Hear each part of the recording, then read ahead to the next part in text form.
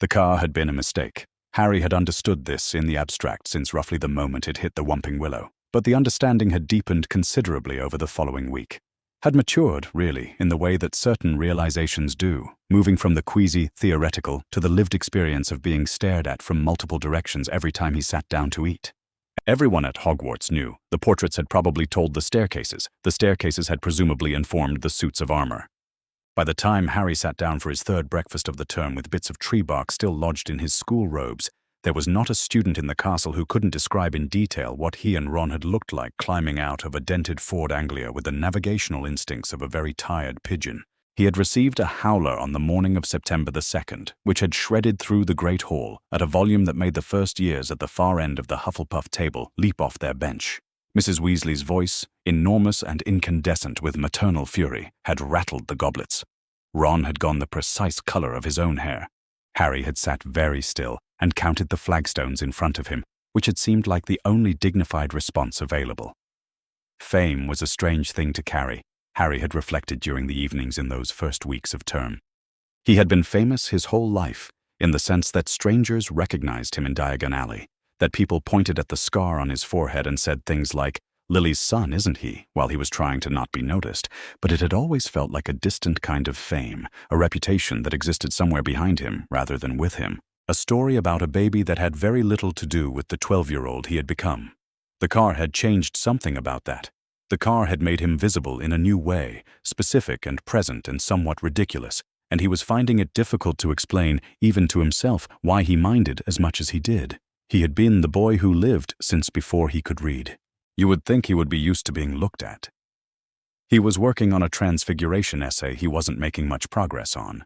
Sitting near the fire in the Gryffindor common room, the red and gold of the room warm around him, the portrait hole swinging occasionally to admit someone some when the owl arrived. It was not Hedwig. It was a smaller bird, gray and neat, and it found him with the unhesitating confidence of an owl that had been given clear instructions and intended to follow them precisely. It landed on the arm of his chair, dropped a letter onto his essay, and departed before he had quite registered it was there. Harry set down his quill. The writing on the outside of the letter was careful and unfamiliar, neither Ron's cramped scrawl nor Hermione's precisely angled hand, and for a moment he had the peculiar thought that it might be a howler from someone he hadn't yet had the opportunity to offend. He turned the letter over. The seal was plain. He broke it. There were 4 sentences. The writer introduced herself as Daphne Greengrass, second-year Slytherin. She had written that she had been thinking about a question since the sorting feast the previous year, and that she had not asked anyone in her house because no one there would understand why she was curious about it rather than simply proud. Her question was this: did he find it strange to be famous for something he had no memory of doing? She ended with, "You are not obligated to reply. I am asking because I want to know the answer, not because I want anything from you." Harry read it twice.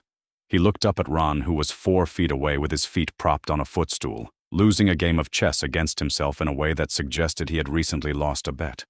Ron would call it a trap. Not unkindly, Ron would say it the way you say something that is obviously true and you assume everybody already knows. A Slytherin writes to Harry Potter a week into the most miserable start of term in recent memory, and the trap is that there is no good answer.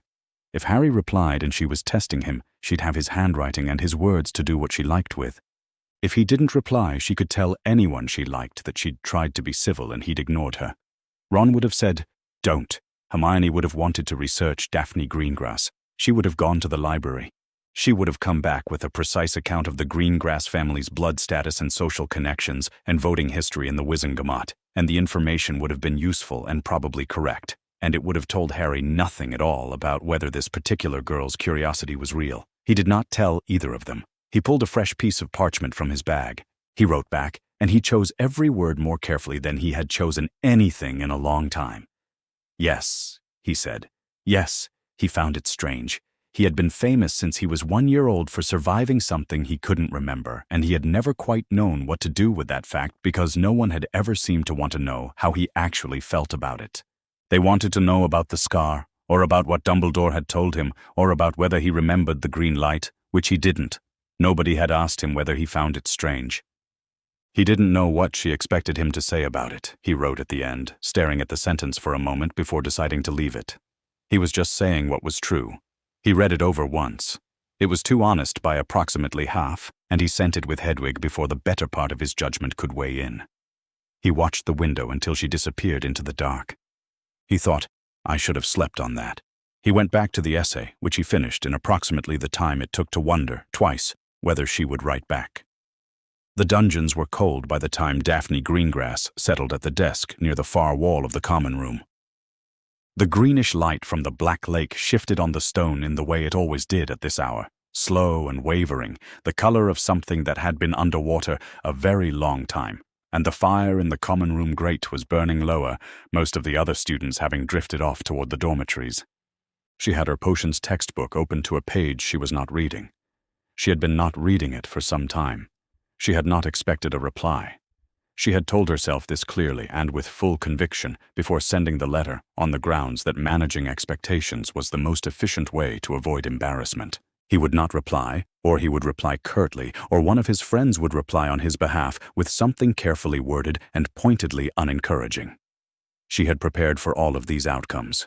She had not prepared for 4 sentences that answered the question she asked, and none of the ones she hadn't. She read the reply twice, once quickly to understand what it said, once slowly to understand what it meant, which was different. He found it strange to be famous for something he couldn't remember. He didn't know what she expected him to say about it. He was just saying what was true. It was that last part that stopped her, not the admission, the phrasing of it. I am just saying what is true. As though that was the obvious thing to say. As though telling the truth to a stranger was simply what you did when asked a direct question, and the alternatives had not quite occurred to him. She set the letter on the desk. She smoothed the parchment flat with the heel of her hand, once straightening a crease near the fold, and then held it flat for a moment before she folded it in thirds with her fingers at the edges, the way you handled something you were not in a hurry to put down. She picked up the potions textbook, slid the letter between Chapter 7 and the index, and set the book back at the edge of the desk. She was not sure why she didn't throw it away. She held that question for a moment, examined it briefly as she might examine a proof that didn't resolve cleanly, and then set it aside because it was late and she had transfiguration in the morning and there were other things to think about. She opened the textbook to the correct page. She could not read it. The words sat on the page in orderly rows and communicated nothing whatsoever. Somewhere in the depths of the dormitory corridor, a door opened and closed. The fire settled in the grate. The light from the lake moved across the stone as it always moved, slow and cold and even, indifferent to whatever was sitting at the desk by the wall and failing to do her homework. She turned the page anyway. The next chapter was no better. September arrived in the Slytherin dungeons the way it always did. Cold stone floors, the particular green of the Black Lake's light shifting across the ceiling in slow, liquid patterns. But something in the common room felt different by the end of the second week, and Daphne Greengrass could not have said precisely what it was, nothing she could name. The armchairs were the same armchairs. The fire burned the same way it always burned, low and orange in the grate, throwing shapes across the flagstones that changed and always looked like the same shapes. Her dormitory mates unpacked their trunks and argued about the class timetable and rearranged their potion supplies on the shared shelf above the dormitory window, and there was nothing obviously wrong with any of this. It was just that sometimes, in the evenings, when the common room settled and the first years had retreated to bed, she noticed the quality of the silence. It felt like a held breath. It felt like waiting, with no object. She could not have said what for. She didn't try. October came, and with it, the first Quidditch match of the season. Slytherin played Gryffindor on a gray and windless afternoon, the pitch brown with the particular brownness of October grass, the sky low and undecided about whether to rain. Daphne sat in the Slytherin stands with the cold coming through her robes, watching the game the way she always watched Quidditch, with moderate attention and no particular investment in the outcome. She appreciated broom technique as a display of something. Coordination or nerve or whatever combination of those things produced a decent seeker. She understood in the abstract why people cared. She had never managed to care with the same unambiguous wholeness as everyone around her seemed to. She was watching the Gryffindor seeker, Harry Potter on his broom, small against the pale sky, scanning the pitch for the snitch with a focused economy of motion that she found herself noticing with something like clinical interest when Draco Malfoy said the word. She knew what it meant before he'd finished saying it. She had heard it at home the way you hear words that belong to the furniture. A word for a category of people. The way any word is a word for a category. In her family's vocabulary, it sat alongside other words that described the world as a set of established facts. Who was reliable, who wasn't, who belonged to which tier of an arrangement that had existed long before Daphne was born. The word was certain and placed, and she had never heard anyone in the Greengrass household say it with particular heat, because you didn't need heat to state a fact. She had not heard it said the way Draco said it. She knew the word, but not that use of it. What he had done with it was not state a fact but throw a stone, and the satisfaction in his voice was the satisfaction of someone who had found the exact right stone for the exact right window. Daphne looked at the pitch. In the Gryffindor stands there was a reaction she could hear without looking at, a swell of noise that she let wash past her without tracking. She thought about what it would cost, in her house and in her family, to say what she was thinking. She came up with a number. It was not a number she was prepared to pay in public in October, at a Quidditch match in front of everyone she lived with. She clapped when Slytherin scored. She said nothing at all. Mrs. Norris was found on an evening in the same month. By the time the news reached the Slytherin dungeons, which took approximately 20 minutes, arriving in fragments carried by students who had seen the corridor, or had spoken to someone who had, or had simply heard and passed it along with the particular precision of rumor on the move, Daphne knew the shape of it. Filch's cat, found petrified outside a second-floor bathroom, hanging from a torch bracket with her eyes gone wide and glassy. Words written on the wall in something dark. The Chamber of Secrets has been opened. Enemies of the air, beware. The Slytherin common room that evening was difficult to describe with precision. It was not celebration exactly, although there was a quality in some voices that resembled celebration at the outline, a kind of vindication, something confirmed. Draco Malfoy moved through the room with the ease of someone for whom the message on the wall was a satisfying development, and he was not alone in that. He was 12 years old, and he had his father's certainties, and the certainties fit him like clothes that had been tailored for a slightly older body, not quite right yet, but recognizably the right shape, and he wore them with the unself-conscious confidence of someone who had never been given a reason to doubt they were his. Daphne sat in her chair near the far window and watched the light from the lake move across the stone. She was from the sacred 28. She knew what this was supposed to feel like. She was supposed to feel, if not the vindication that Draco felt, then at least the absence of fear, because the message was not aimed at her, was it? She was a pure-blood Slytherin. Enemies of the air, beware meant Muggleborns. It meant blood traitors and their friends. It meant the boy in Gryffindor who everyone was whispering about already for arriving in a flying car. It did not mean Daphne Greengrass of the Greengrass family, sacred 28, daughter of people who had never needed to be afraid of a message like that in their lives. She sat with this thought for a moment. She found that it made her feel worse, not better, and moved on quickly. She did not examine that too closely. She had made a habit, over the years, of not following certain thoughts to wherever they were going, because some thoughts led to other thoughts in a chain that eventually arrived at a question she couldn't answer quietly, and the Slytherin common room was not the place for questions you couldn't answer quietly. This was not cowardice. This was ordinary good sense. This was the practical management of living in a house with a strong collective view about most things. She picked up her quill. She wrote to Harry Potter instead. She was careful with the letter. The way she was careful with most things she committed to parchment. She did not write. The common room unsettled me tonight, and I cannot explain it to anyone here without explaining more than I am ready to explain. She did not write. I heard a word at the Quidditch match that I have heard my whole life, and hearing it in that particular voice, aimed in that particular direction, did something to me that I am still sorting out. She asked him questions, because questions were cleaner. She asked, "What do the other Gryffindors think?" She asked, "What does it feel like, walking through a castle where someone has written that on the wall?" She folded the letter before she could reconsider it. She sent it with her own owl, and then she sat for a moment in the quiet of the emptying common room, watching the fire and not thinking about anything in particular. His first letter was still in the potions textbook. She had not moved it. Harry received the second letter on a Tuesday, slipped under the dormitory door by an owl that had found a window rather than the owlery. He read it standing up, which was how he knew it had caught him off guard. She was asking what the Gryffindors thought. She was asking what it felt like.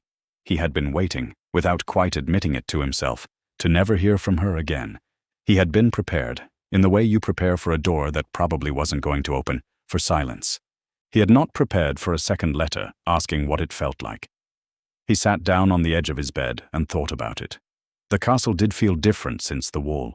It felt smaller somehow, which was strange because it was an enormous castle. The corridors were the same corridors. But there was something in the way people moved through them now, a new and particular awareness of who was around them, who was walking behind, and the Muggle-born students in his year had stopped going places alone, and Colin Creevey, who had been following Harry around with a camera since September, in a way Harry had privately found exhausting, had been somewhat less present lately. Harry was surprised to notice that he found this close to sad.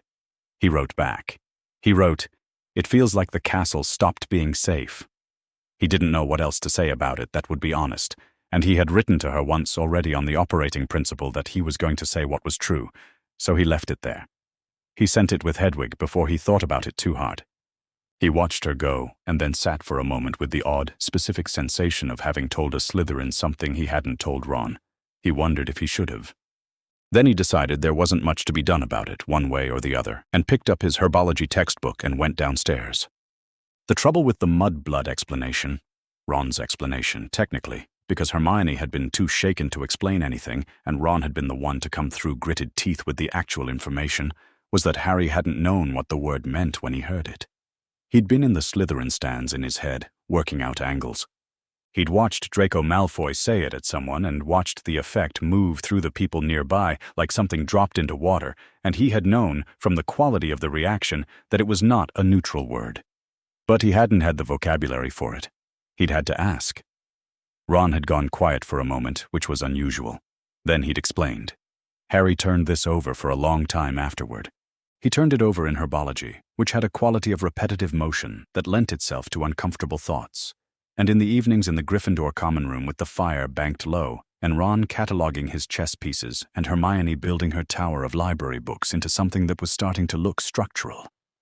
He tried to find the place in the logic where the argument was supposed to start. He followed it from one end. Your parents' blood tells you what you are worth. And he followed it from the other.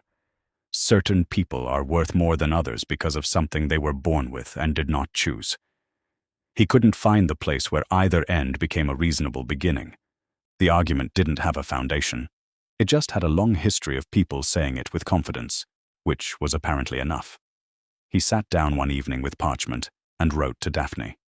He wrote about the match. He wrote about the word, not the word itself, which felt strange to put on paper even in the context of explaining it, as though writing it down would do something. And he said he hadn't known what it meant until Ron explained it. He said that Ron had been furious but couldn't do anything about it because his wand had been broken since September. The Whomping Willow crash had snapped it through the middle, and it had been producing spells at odd angles ever since, which was one more thing Ron's mother didn't know about and which Ron intended to keep that way. Then he wrote, "I don't understand why blood makes the difference. I've been thinking about it, and I can't find the part where the logic begins." He stared at this sentence for a moment after he'd written it. He was 12 years old, and he had just put down in ink, for a Slytherin girl he had never spoken to in person, something he hadn't said to Ron or to Hermione or to anyone, something that felt, in a way he couldn't quite name, like the first line of an argument he hadn't known he was going to have.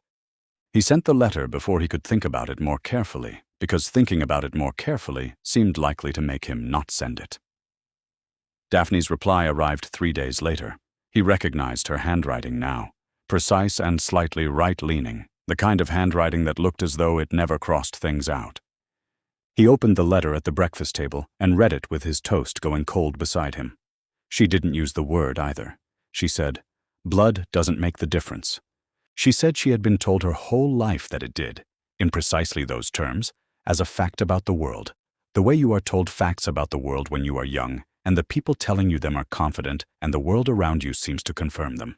She said she had stopped believing it, but she couldn't locate when, and that it had been a gradual and quiet stopping, the kind that happened alone, and she had never said it to anyone before writing it down just now. Harry read this twice. He looked at his toast. He thought, there is a person in this castle who has been carrying this without telling anyone, and she has written it to me because I happened to ask. He folded the letter and put it in the inside pocket of his school bag, in the section where he kept his schedule and his most urgent homework. He didn't examine why he put it there. November came in like a door closing. He heard about the Muggle-born Gryffindor first year the same day it happened. News traveled fast in a school full of frightened people who were paying very close attention. Harry had seen the boy before. He'd had a camera. He'd been one of the first years who'd wanted a photograph of Harry since the first week of September, and Harry had found the attention embarrassing in the particular way he always found that kind of attention embarrassing, which was mostly because he didn't know what the person wanted the photograph of and suspected it wasn't really him. He was 11. He had a camera and a straightforward enthusiasm for things. Now, he was in the hospital wing with his eyes open and nothing moving behind them. The Great Hall at dinner was not exactly silent, but it had the quality of a room where people were speaking quietly on purpose. Everyone seemed to be doing small, continuous calculations, where they were sitting relative to other people who they had walked with to get here, what the writing on the wall had said. Hermione had a book open next to her plate and was taking notes. Harry watched her turn a page and make a small, decisive mark in the margin, and thought, she is already trying to solve it. He went upstairs after dinner and wrote to Daphne. He had been turning a question over since the first letter, the way you turn something you're not sure you want to open. The petrification had made the question feel necessary. Why are you writing to me? He wrote that he had been wondering since the beginning. He wrote that he was not asking it to be rude. He was asking because right now, in this castle, a Slytherin writing to him was not a neutral act. The school was not having a neutral moment. Some of Slytherin thought the attacks were good news. Some people in every house, probably, thought it was Harry Potter himself doing the attacking, which was not something he had asked for, and was also not something he could disprove in any useful way. He needed to know, was she writing to him because she thought he was guilty or because she didn't? He posted the letter and came back to the dormitory and lay on his bed and stared at the ceiling, which was something he did when he was waiting for something he couldn't make happen any faster. Her reply came 2 days later, 4 sentences. He read it standing at the dormitory window. Because nobody else in my house is asking the right questions. He read it a second time. He read it a third time. The first time was to understand what it said. The second was to understand what it meant, that she had decided there were right questions and wrong ones, that her house was asking the wrong ones, that she was asking the right ones, and had apparently concluded that Harry Potter was the correct correspondent for that project. The third time was simply because it was that kind of sentence. The kind that was slightly different the third time. He sat down and wrote back 2 words. Keep writing, then. He posted it that evening. He came back and lay down again and stared at the ceiling again, which really was becoming a habit. He thought about what she'd said about blood, that she'd stopped believing it and couldn't locate when. He thought about what it would cost her, in her house, if anyone knew she was writing to him. He had been thinking about what it cost him, on his end, and the answer was complicated and manageable. He wasn't sure what it was on hers. He didn't ask her. He wasn't sure how to. Daphne received the reply on a Thursday evening. She read it standing at the entrance to the dormitory corridor while the common room hummed behind her, students finishing essays near the fire, someone arguing in a low voice about defense homework. 2 words. She went to her trunk. She retrieved the potions textbook and removed the 3 letters that had been living between Chapter 7 and the index. His first reply, the one about the castle stopping feeling safe, the one about blood and logic, and carried all 4 to her desk. She stacked them with the new one on top. She held them for a moment, not reading, just holding the weight of them, which was not much weight at all. 4 pieces of parchment. She folded them back together and replaced them in the textbook. She didn't count them. She was not thinking of this as a collection. She was simply keeping them somewhere he couldn't see, which was the only reasonable thing to do with evidence of something you hadn't decided how to name yet. She went to bed without finishing her potions essay. She lay in the dark and listened to the lake outside the window and thought, because nobody else in my house is asking the right questions. She hadn't meant to say that much. She was not sure she minded. The dueling club had been Lockhart's idea. This was apparent from the first 30 seconds, which Lockhart spent introducing himself to students who already knew who he was. His wavy blonde hair caught the torchlight in a way that suggested it had been arranged to do exactly that. He wore turquoise robes and smiled the way people smiled in photographs. Professor Snape stood beside him in black with his arms folded, and the contrast was so complete that Harry briefly wondered if Lockhart had planned it. Then, the demonstration ended, and Snape began pairing students off, and Harry found himself standing opposite Draco Malfoy, which was either coincidence or the sort of thing Snape arranged with the precision of someone who knew exactly what he was doing. Draco had his wand out and his pale gray eyes on Harry with the particular attention of someone who had been waiting for a sanctioned opportunity. He smiled, and the smile had the quality of all of Draco Malfoy's public expressions, something performing certainty at a slightly higher volume than the certainty itself. He raised his wand. The spell that followed was not a disarming charm. The snake came from nowhere, or from the tip of Draco's wand, which amounted to the same thing, long and black, hitting the floor with the solid weight of a real and living thing. The hall went quiet in the sharp way of a room that has stopped breathing all at once. Harry looked at the snake looked at Harry, and then it said something and Harry understood it. He had never thought about whether snakes could speak. They couldn't, obviously. Everyone knew that. The way everyone knew that owls didn't understand addresses and that portraits weren't really alive.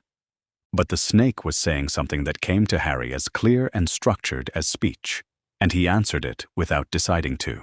The way you answer someone who speaks directly to you before your brain has caught up to the fact that you're in a conversation. He found out it wasn't English when the room reacted. The silence that followed was different from the first silence. The first had been startled quiet, the shock of a snake appearing where no snake had been. This one was something else. Harry looked up from the snake and found the faces of his classmates, and the expression on most of them was the expression people wore when they had just realized something they very much did not want to have realized. Hermione was staring. Ron's mouth was open. Even Lockhart, posed at the front of the hall with his wand at a decorative angle, had let the smile go. Harry looked at Draco. Draco was not frightened. Draco looked, if anything, pleased. Snape banished the snake with a flick of his wrist, and the hall let out a collective breath that sounded less like relief than like confirmation of something they'd all suspected. The days after the dueling club had a particular quality that Harry had not encountered before, which was the quality of people actively rearranging their trajectories to avoid crossing his. Not everyone. Ron was Ron, and Hermione was Hermione, and neither of them seemed inclined to reconsider him based on the snake. But the general motion of the school had shifted in a way that was difficult to quantify and impossible to miss.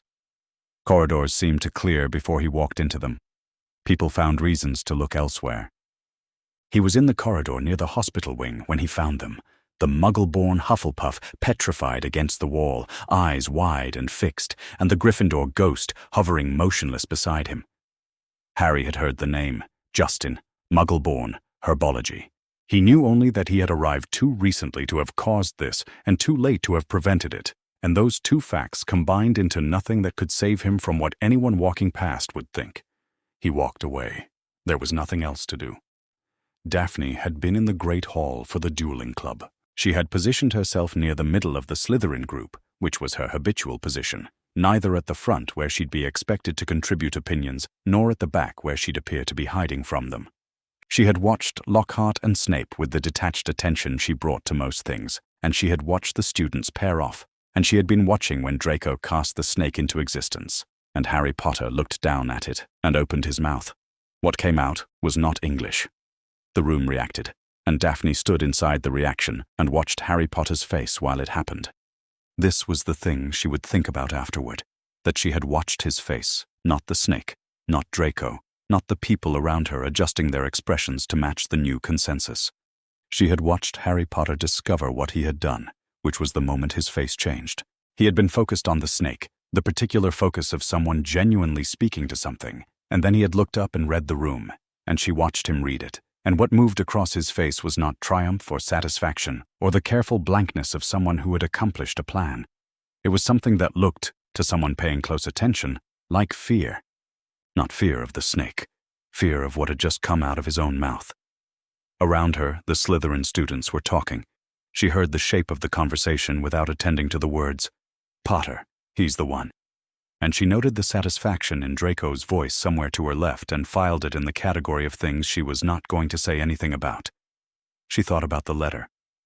"I don't understand why blood makes the difference." October, in her potions textbook, between Chapter 7 and the index. She thought about her own reply, the one where she had said, for the first time on paper, that she didn't believe it, that she'd been told her whole life that blood made the difference and had stopped believing it and couldn't locate when. She thought, someone who wants to purge Muggle-borns from this castle does not write that letter. The two things did not fit together. One of them was true and the other wasn't. and the evidence for which was sitting in her trunk. She went back to the dungeons after the dueling club and picked up her quill. Harry had been waiting for the letter to stop.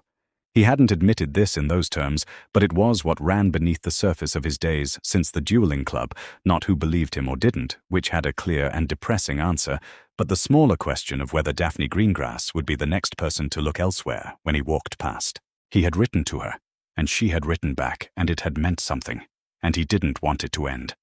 When her letter arrived, he opened it alone in the dormitory, with the carefulness of someone bracing. It was short, 3 sentences, but really only one question. Did you mean to speak to it? That was all. He read it twice. There was no accusation in the question, no fear that he could identify. She had not written, "I know you're the heir," and she had not written, "I believe you. Don't worry." She had written the only question that mattered, which was the one nobody else had asked him, and she had asked it without any particular weight on either side. He sat down. He wrote back the longest letter he had written all year. He said, no. He said he hadn't known he was speaking at all.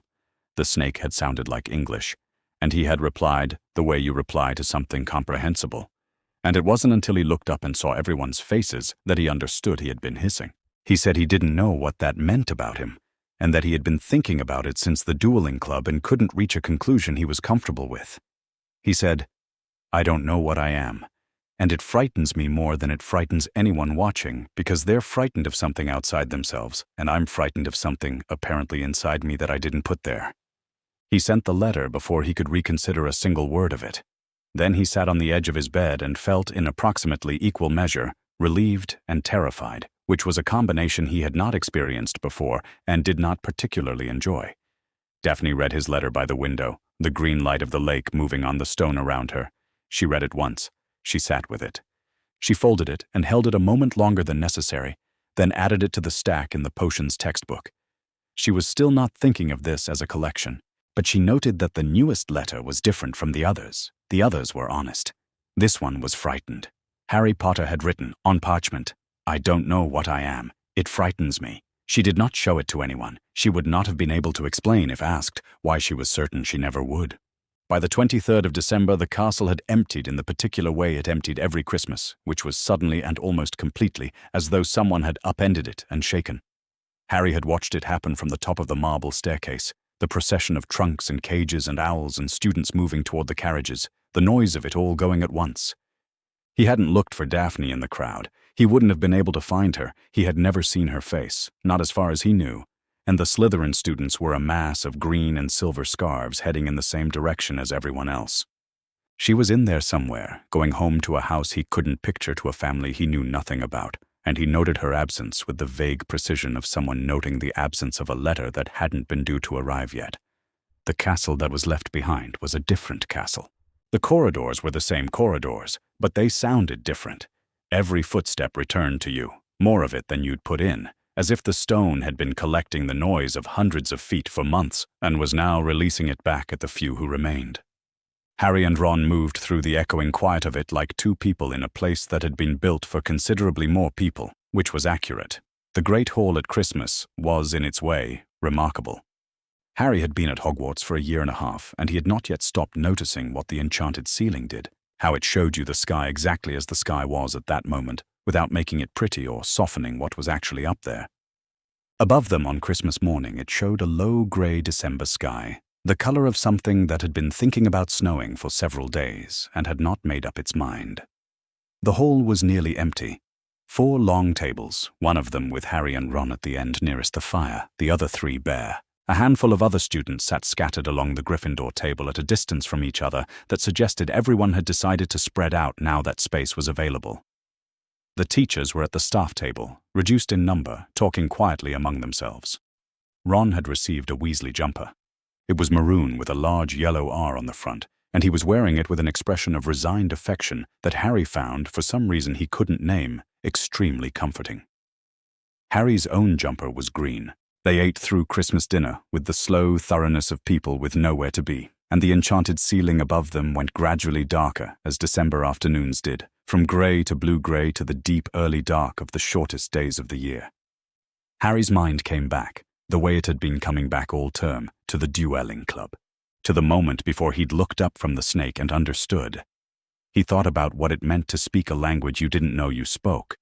He had been thinking about this for weeks and had not yet arrived at an answer, and he was beginning to suspect there wasn't one, or that the answer was the kind that couldn't be reached by thinking, only lived through. He didn't mention any of this to Ron.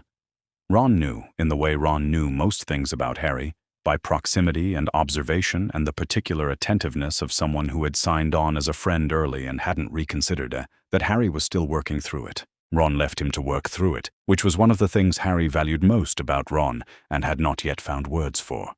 He went exploring the day after Christmas, the way you explored a castle when it was empty and you had more time than you knew what to do with. He was not sure what led him to the second floor, specifically. He had been walking through corridors that looked different without students in them, noticing the details you missed in the moving crowd, and he had ended up in a part of the second floor he had passed through but never stopped in.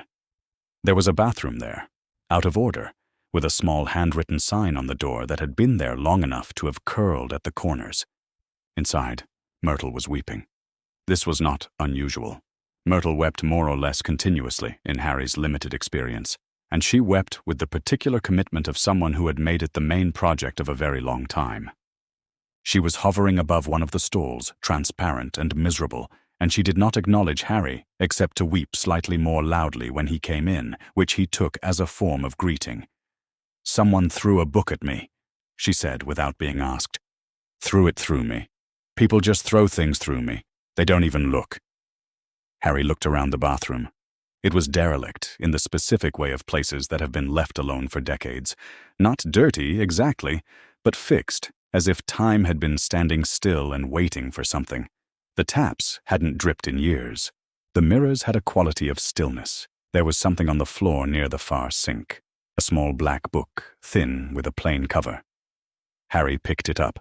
The words on the inside cover were handwritten in a careful, dated style. T.M. Riddle, property of. The date was 50 years ago. He flipped through it. Every page was blank. It didn't feel blank. There was something about the way it sat in his hands, a quality of potential rather than emptiness, but it was blank. He borrowed one of Myrtle's abandoned quills and wrote, with the experimental curiosity of someone who didn't know what he was doing but was going to find out, "My name is Harry Potter." The ink disappeared. The page waited. Nothing else happened. He put the diary in his pocket and left Myrtle to her weeping. He came back to Gryffindor Tower and sat at the small writing desk in the corner of his dormitory and took out a piece of parchment. He had been thinking, walking back, about the fact that he was going to write to Daphne. He had already decided it before he'd admitted it to himself, which was something he noticed about his own decision-making lately. He knew she was at home. He knew she wouldn't read this for weeks. He knew, too, that this meant he could write it differently than the other letters, that writing into a silence you knew was coming, rather than a silence you were afraid of, was a different kind of thing. He told her what the castle was like at Christmas. He described the great hall on Christmas morning, the enchanted ceiling showing a gray December sky, the 4 long tables with almost nobody at them, Ron in his maroon jumper with the yellow R, the sound of the hall with only a handful of people in it. He told her that the corridors echoed more with fewer people in them, which he found he didn't mind as much as he'd expected to. He didn't mention the diary. He didn't know yet what the diary was, and he had a policy which he had developed over the past several months without quite naming it, of not writing to her about things he didn't understand yet. He wrote about things he understood, the castle, the ceiling, the particular quality of December light at Hogwarts. Then he wrote, "I've been thinking about your question, whether I meant to speak to the snake. I still don't know. I've been trying to work out which answer would be worse, that I meant to and didn't know I was doing it, or that I didn't mean to and something in me did it anyway, and I can't decide. Both answers seem like they're about something I don't have a name for yet." He addressed the letter. He took it to the owlery, which was cold and smelled of feathers and straw and the particular concentrated outdoors of a high tower, and he handed it to Hedwig, who received it with the dignified competence of an owl who had been making this delivery for months and knew the route. He walked back through the empty castle. He had been looking forward to Daphne Greengrass's letters, Harry thought, coming back up the marble staircase in the quiet. He had been looking forward to them the way he looked forward to Hagrid's rock cakes, which was the most accurate comparison he could find, even though he wasn't sure what it said about either the letters or the rock cakes. Hagrid's rock cakes were famously difficult objects. You couldn't eat them without risking a tooth, and they were dense in a way that suggested Hagrid had very specific ideas about what baking involved and was not interested in feedback. Harry looked forward to them not because they were good cakes, but because they came with Hagrid, which was reliable and warm and entirely without conditions. The letters came from a Slytherin during the worst term of his life, and they were occasionally difficult, and they were warm in a way that had nothing to do with warmth exactly. It was more like precision, the warmth of someone asking the exact question that was there to be asked. He looked forward to them. He was surprised by this. He turned it over for a moment, this surprise, and then decided to leave it where he'd found it, because thinking about it further seemed like it would require words he didn't have. Ron was asleep in the armchair by the fire when Harry got back to the common room, his maroon jumper pulled up around his chin, the chessboard balanced on the armrest beside him in a state of impending collapse that Ron appeared unconcerned by. Harry sat down in the chair across from him. The fire was good. The castle was quiet. The letter was somewhere over the grounds of Hogwarts, heading southeast in the dark, to a house he couldn't picture, to be read by someone he'd never met. He sat by the fire for a while and didn't call it anything. The students came back on the 4th of January, which meant the castle was loud again by evening. Trunks on staircases, owls in the rafters, the particular collective noise of several hundred people reassembling in a space that had been sitting quietly without them for 2 weeks. Harry stood at the edge of the Great Hall entrance and watched the flow of returning students for a moment before anyone noticed him, which was not long. He had 2 pieces of mail by the time dinner ended. One was from the Dursleys, a card from Aunt Petunia that said something polite and blank, the kind of communication that managed in 4 sentences to say nothing at all while still technically being correspondence. He put it in his bag without reading it twice. The other was from Daphne. He had not expected it to be longer than her usual letters. Her usual letters were precise and not long. She measured words the way some people measured money, putting down only what was needed.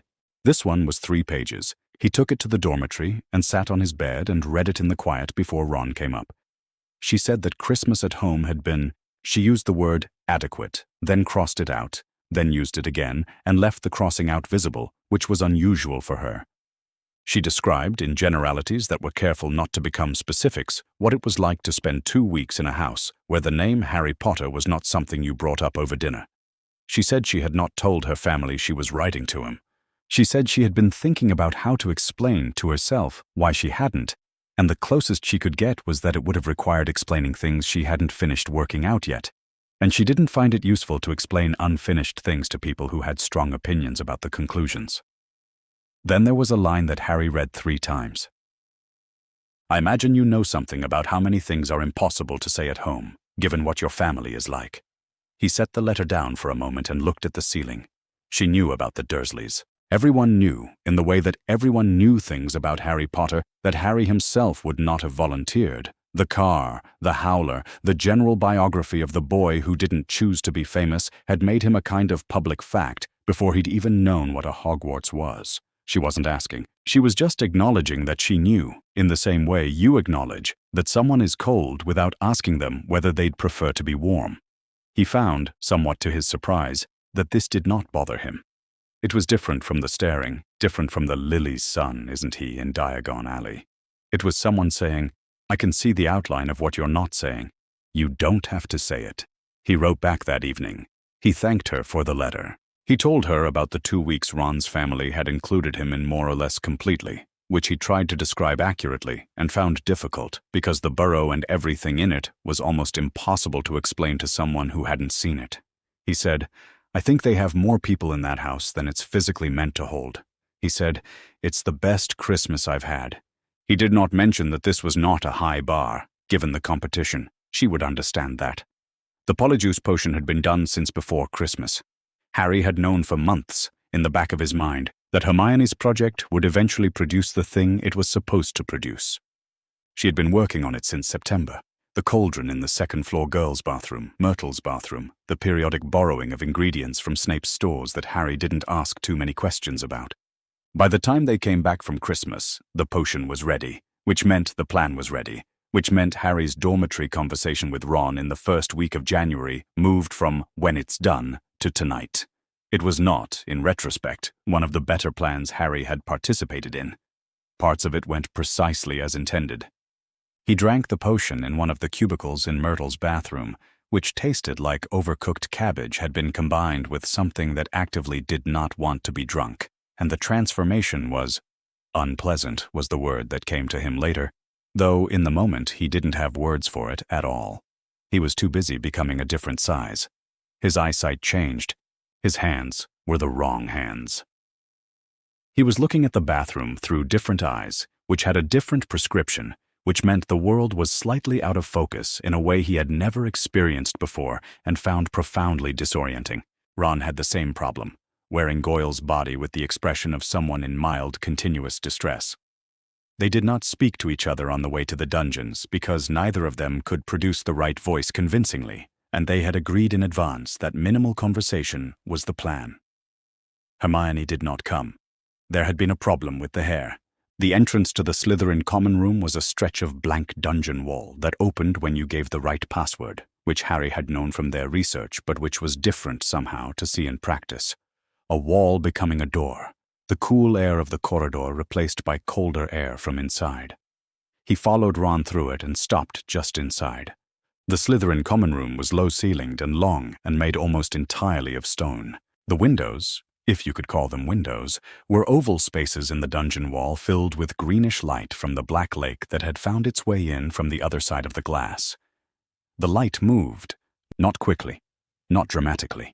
It shifted the way light always shifts through water, slow and continuous, changing the shadows on the stone walls with a patience that suggested it had been doing this for a very long time. The fire in the grate was burning, which should have made the room warm. The room was not warm. Harry stood in it and felt the wrongness of being in a body that wasn't his, and also the stranger wrongness of being in a place where he was not supposed to be, which were two different kinds of disorientation stacked on top of each other. He breathed. He looked at the room. The greenish light from the black lake moved on the stone walls. She wrote from here. He had not thought about it as a specific and physical place before, not really. He had thought of her letters as arriving from Slytherin, from the dungeons in the abstract way you thought of the dungeons, as a place that was cold and underground and had a reputation. He had not thought about the particular quality of this light, which was not sinister. He had expected sinister and found something else. He had found the feeling of being at the bottom of something old and deep. The light above you filtered through water, the stone around you solid in a way that had nothing to do with hostility and everything to do with geology. She had been sitting in this light, picking up her quill, forming words on parchment that then traveled across the castle to him. He became aware, distantly, that Draco was talking.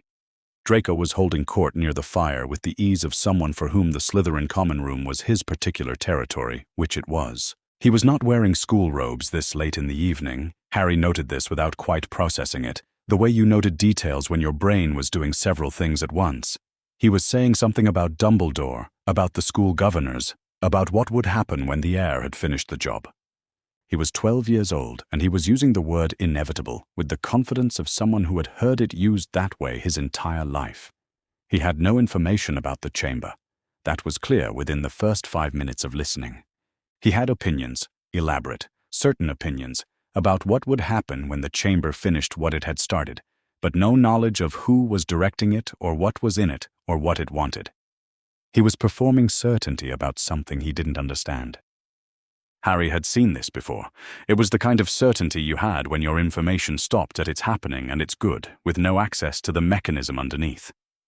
Ron caught Harry's eye from across the fire and communicated something wordlessly, which was the "this is useless, we should go" look Harry had received many times over the past year and had learned to read with some accuracy. Harry nodded. They began the process of drifting toward the exit, which was harder than it sounded, because Draco wanted to hold court at them specifically and kept redirecting his remarks at Crabbe and Goyle with the unconscious entitlement of someone who had always had an audience. The potion gave out on the stairs. Harry felt it go, not dramatically, not all at once, but wrong, his hands going back to his own hands faster than the rest of him, a sensation he had no comparison for and did not want a comparison for. They made it around a corner before it was visibly obvious what was happening, and then they walked quickly back to Gryffindor Tower in the specific hurrying silence of people who very much needed to be somewhere else. He sat on his bed for a while afterward, in the disorienting familiarity of being himself again, and thought about the room, the light on the stone, the cold, the sense of something built at the bottom of a long, long time. He had gone down there expecting to feel the wrongness of the enemy's territory, and what he had found was a room where someone wrote letters in greenish light by a fireplace that kept the air cold. He wrote to her the next morning. The letter was short. He said, "I was in your common room today. I can't explain how exactly, but I was. I stood in it for about 20 minutes. He described the light. He felt odd putting it into words because it was specific and he wasn't sure she would think anything of it. It was just the light she lived in. Why would she think about it? But he described it anyway. The greenish light through the oval windows from the Black Lake. The way it moved on the stone. He said, "I thought it would feel more sinister. It didn't. It felt like the bottom of something." He said, "Is it always that cold?" He sent it with Hedwig and spent the rest of the day wondering if it was a strange letter. Her reply came 3 days later, faster than usual, which he had learned meant she had something to say. "Yes, it is always that cold, weighs that. You get used to it. We stop feeling it after the first week, which I assume is what happens to fish." Then a new line, 2 sentences, no question mark at the end. "Why were you in my common room?" He folded her letter and held it for a moment. He thought about answering that. He thought about the various ways to answer it. The literal answer, which would require explaining the polyjuice potion and everything that led to it, and the oblique answer, which would require inventing a non-suspicious version of events he had not prepared, and the simple answer, which was, "I was trying to find out who opened the Chamber of Secrets, and I thought your housemates might know something," which turned out to be optimistic. None of these seemed like the right letter to write. He wrote to her about other things instead. He told her about the light coming through the west windows of Gryffindor Tower in the mornings in January, which was low and thin and turned the scarlet curtains the color of something about to go out. He asked her about her current defense essay, which he knew she had because they had the same data class with Lockhart, who had recently assigned something on Grindylows. He wrote about other things for 3 paragraphs. He did not answer the question. She did not ask again.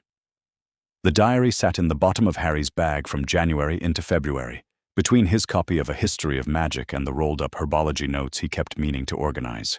He took it out twice during January, once sitting on his bed when Ron was downstairs, once in the library when Hermione was busy with something else, and wrote a line or 2 in it both times, and both times the ink had disappeared and nothing had come back. Whatever the diary was, it was not interested in him just now.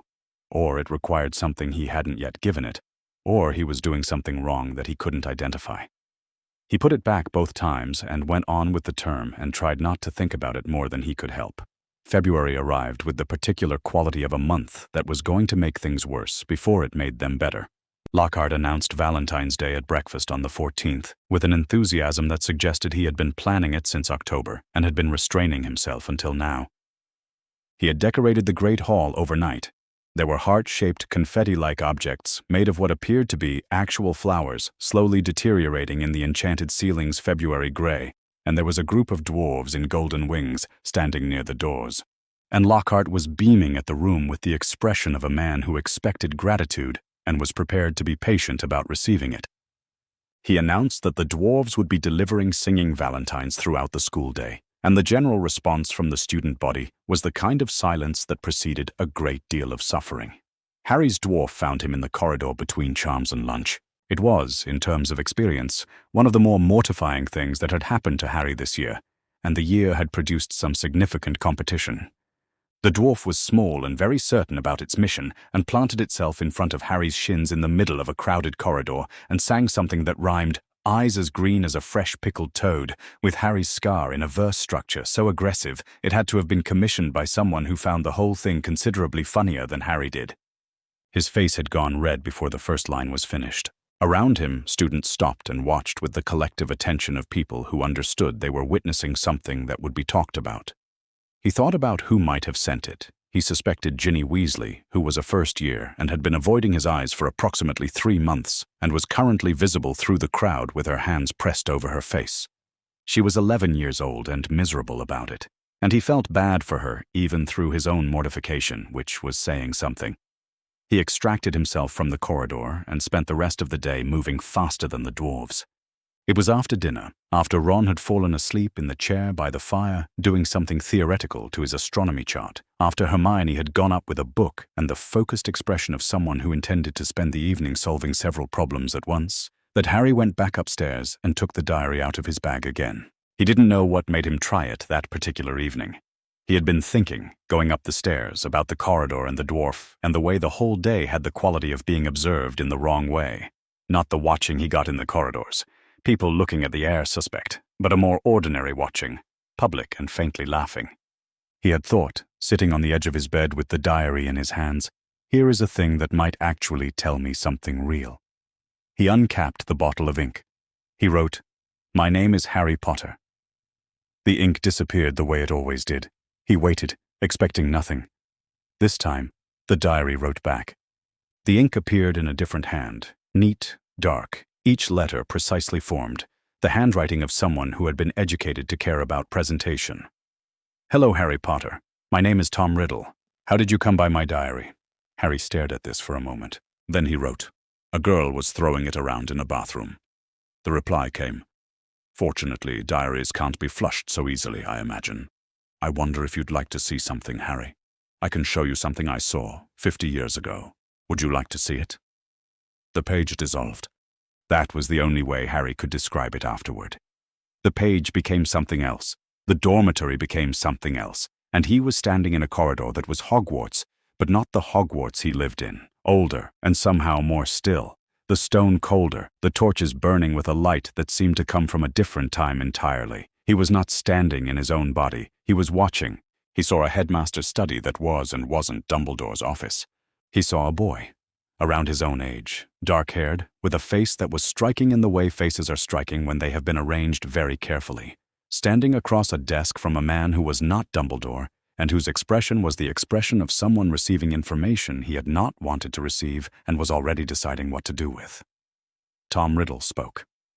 Harry couldn't hear the words exactly. They reached him muffled, like listening through a door, but he could hear the shape of what was being said, which was, "Someone is responsible for this, and here is who it is, and here is the evidence, and here is what should be done about it." He saw Hagrid, not the Hagrid Harry knew.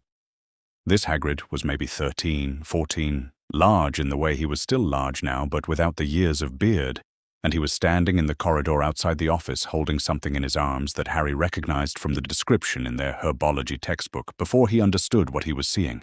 The spider in Hagrid's arms was the size of a dog.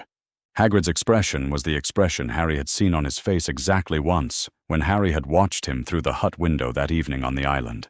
The expression of someone being accused of something they didn't do by people who were going to believe the accusation regardless. The evidence was arranged. That was what Harry kept coming back to, even during the memory and especially afterward, when the diary pulled him back and he found himself sitting on his bed again with his heart going faster than it had been. The evidence was arranged. Riddle had placed the pieces, the monster, the rumor, the story about a girl who had died, in a shape that pointed at Hagrid, and only at Hagrid. He had constructed the frame first, and then put Hagrid in it, and the frame fit well enough that it held.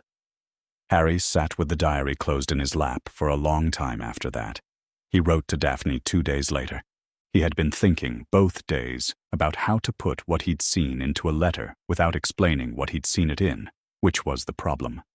The diary was not something he had decided how to describe yet, to anyone. He didn't know what it was. He knew it had given him a memory from 50 years ago, and he knew the memory had Hagrid in it, and he knew the framing had worked, which was the piece that wouldn't leave him. He wrote, "I found some evidence about the last time the chamber was opened. Not the Jew. I still don't know the who. But I found evidence that the person who was blamed for it was framed. Whoever actually opened it in 1943, they set someone innocent up before anyone could look closely at the real answer." He said, "Do pure-blood families talk about what happened in 1943? Did your family ever mention it?" He said, "I'm asking because I want to know if framing someone was planned or if it was improvised.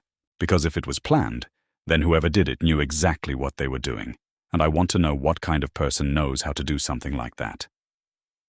He sent it with Hedwig and sat on his bed and waited. Her reply took 4 days. It was longer than he expected. She said her family did not discuss it. The chamber was not the kind of thing pure-blood families brought up over dinner in detail. It was filed under a category of events that had occurred and been resolved and did not require revisiting, and what resolution had looked like in 1943 was, as far as she could tell, considered private business.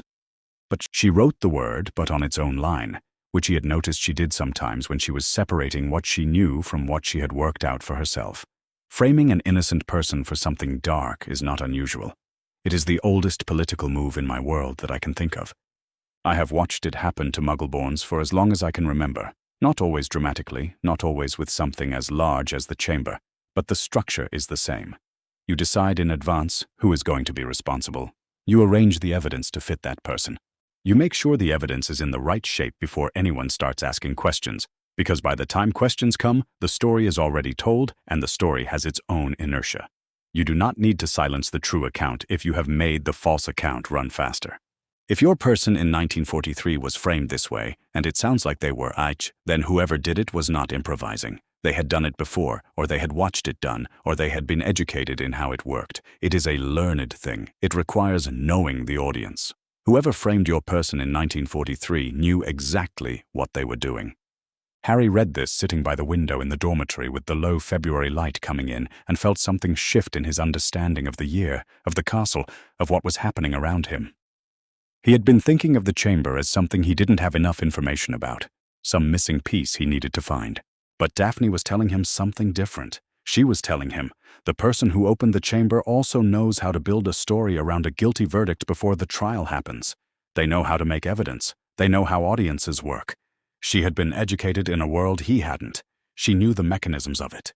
He was a 12-year-old who had learned what mudblood meant from Ron Weasley in October and had been catching up ever since. And she was someone who had grown up knowing how the machinery ran because the machinery was her inheritance. He wrote back that he understood. He said, "Thank you. That helps more than you know."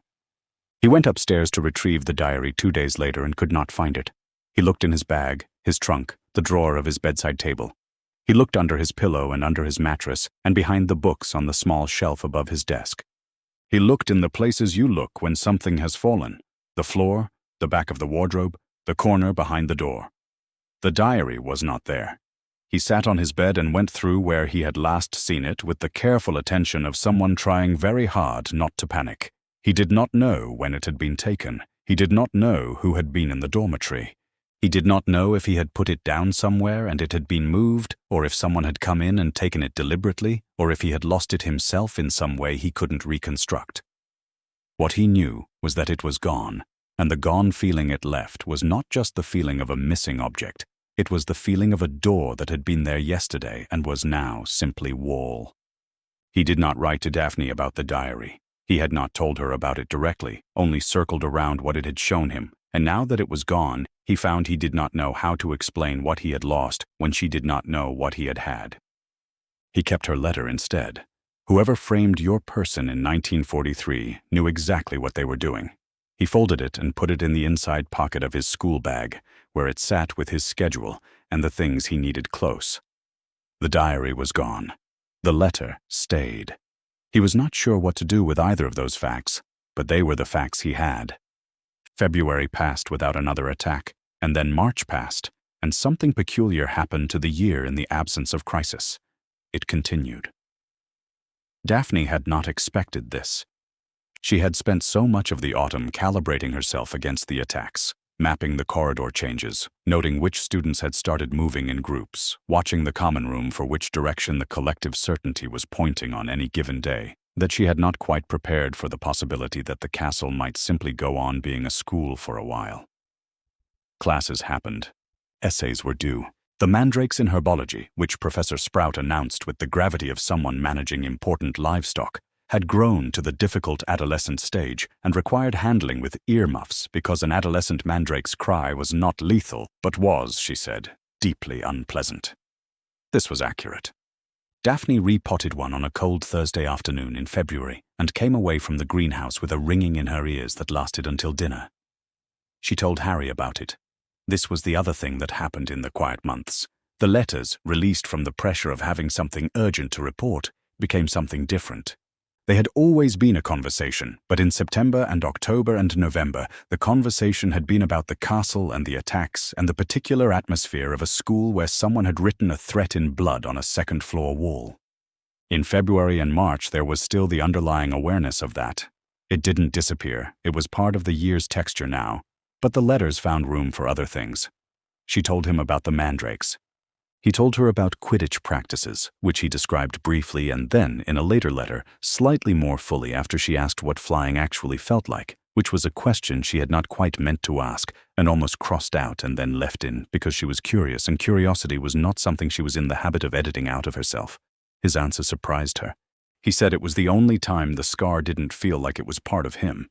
He said this in a parenthesis, as if he had written it before deciding whether to write it, which she had started to recognize as something he did, small self-revelations that arrived bracketed, half-committed, as though offering her the chance to pretend she hadn't seen them if she preferred. She did not prefer. She read the sentence twice, then a third time, and noted that he had been famous since before he could read, that the scar had been with him his whole life as the visible evidence of that fame, that the whole castle had spent months staring at him for it, and that the one time it stopped being his was when he was high enough on a broomstick that no one could see it clearly. She kept that letter in the potions textbook with the others. She did not examine why she kept it more carefully than the rest. The 1st of March was Ron Weasley's 13th birthday, which Daphne knew because Harry mentioned it.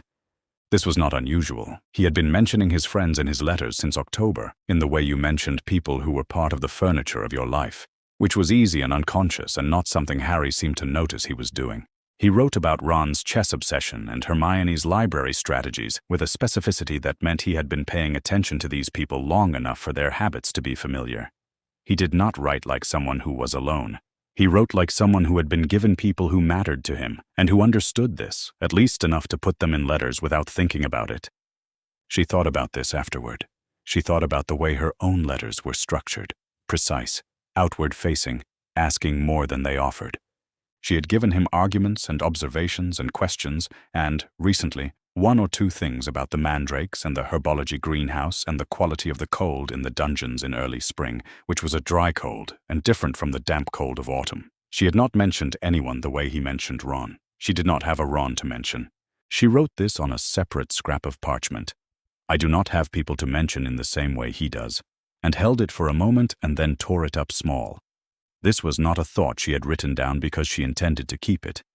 She had written it down because sometimes a thought required the discipline of being put into words before it could be properly understood and then properly set aside. She set it aside. In late March, on an evening when her dormitory mates were in the common room and the castle outside the dungeon windows was making the particular sounds a castle makes when spring has not yet arrived, but the stone has started to think about it, she sat down to write Harry a letter about something small. She could not remember afterward what the something small was supposed to be, because what happened was that she wrote about the small thing, 3 sentences, possibly 4, and then continued writing, and in the continuation wrote a sentence she had not planned. I've kept all of them. All of your letters. From the first one. She looked at this sentence for a while. She thought about crossing it out. She had crossed things out before in letters to him, which she rarely did in correspondence with anyone else, which was a fact she had noted and not examined. She did not cross it out. She folded the letter. She went to the owlery at an hour that was inconveniently late and was cold and smelled of feathers and straw, and she gave the letter to her owl and walked back down through the empty corridors and went to bed and did not think about it, which required rather more effort than not thinking usually did. His reply came in 2 days. 1 word, then a question mark. Why? She labored over the reply for 2 days, which was not like her. She wrote 3 versions of it and considered a 4th. She considered, because they are accurate, because they are a record of something I would like to remember, because evidence should be preserved. She considered a longer answer that explained the framing of it, that she was not a sentimental person, that this was a practical matter, that a collection of letters from Harry Potter during the chamber year was something that had a certain logical weight to it, and keeping it made the same kind of sense that any documentation made. She considered, I don't know why. That's the honest answer. What she sent was, does it bother you? This was not an answer, and she knew it. And she suspected he knew it, and she sent it anyway because it was the only sentence she had written in 2 days that she trusted.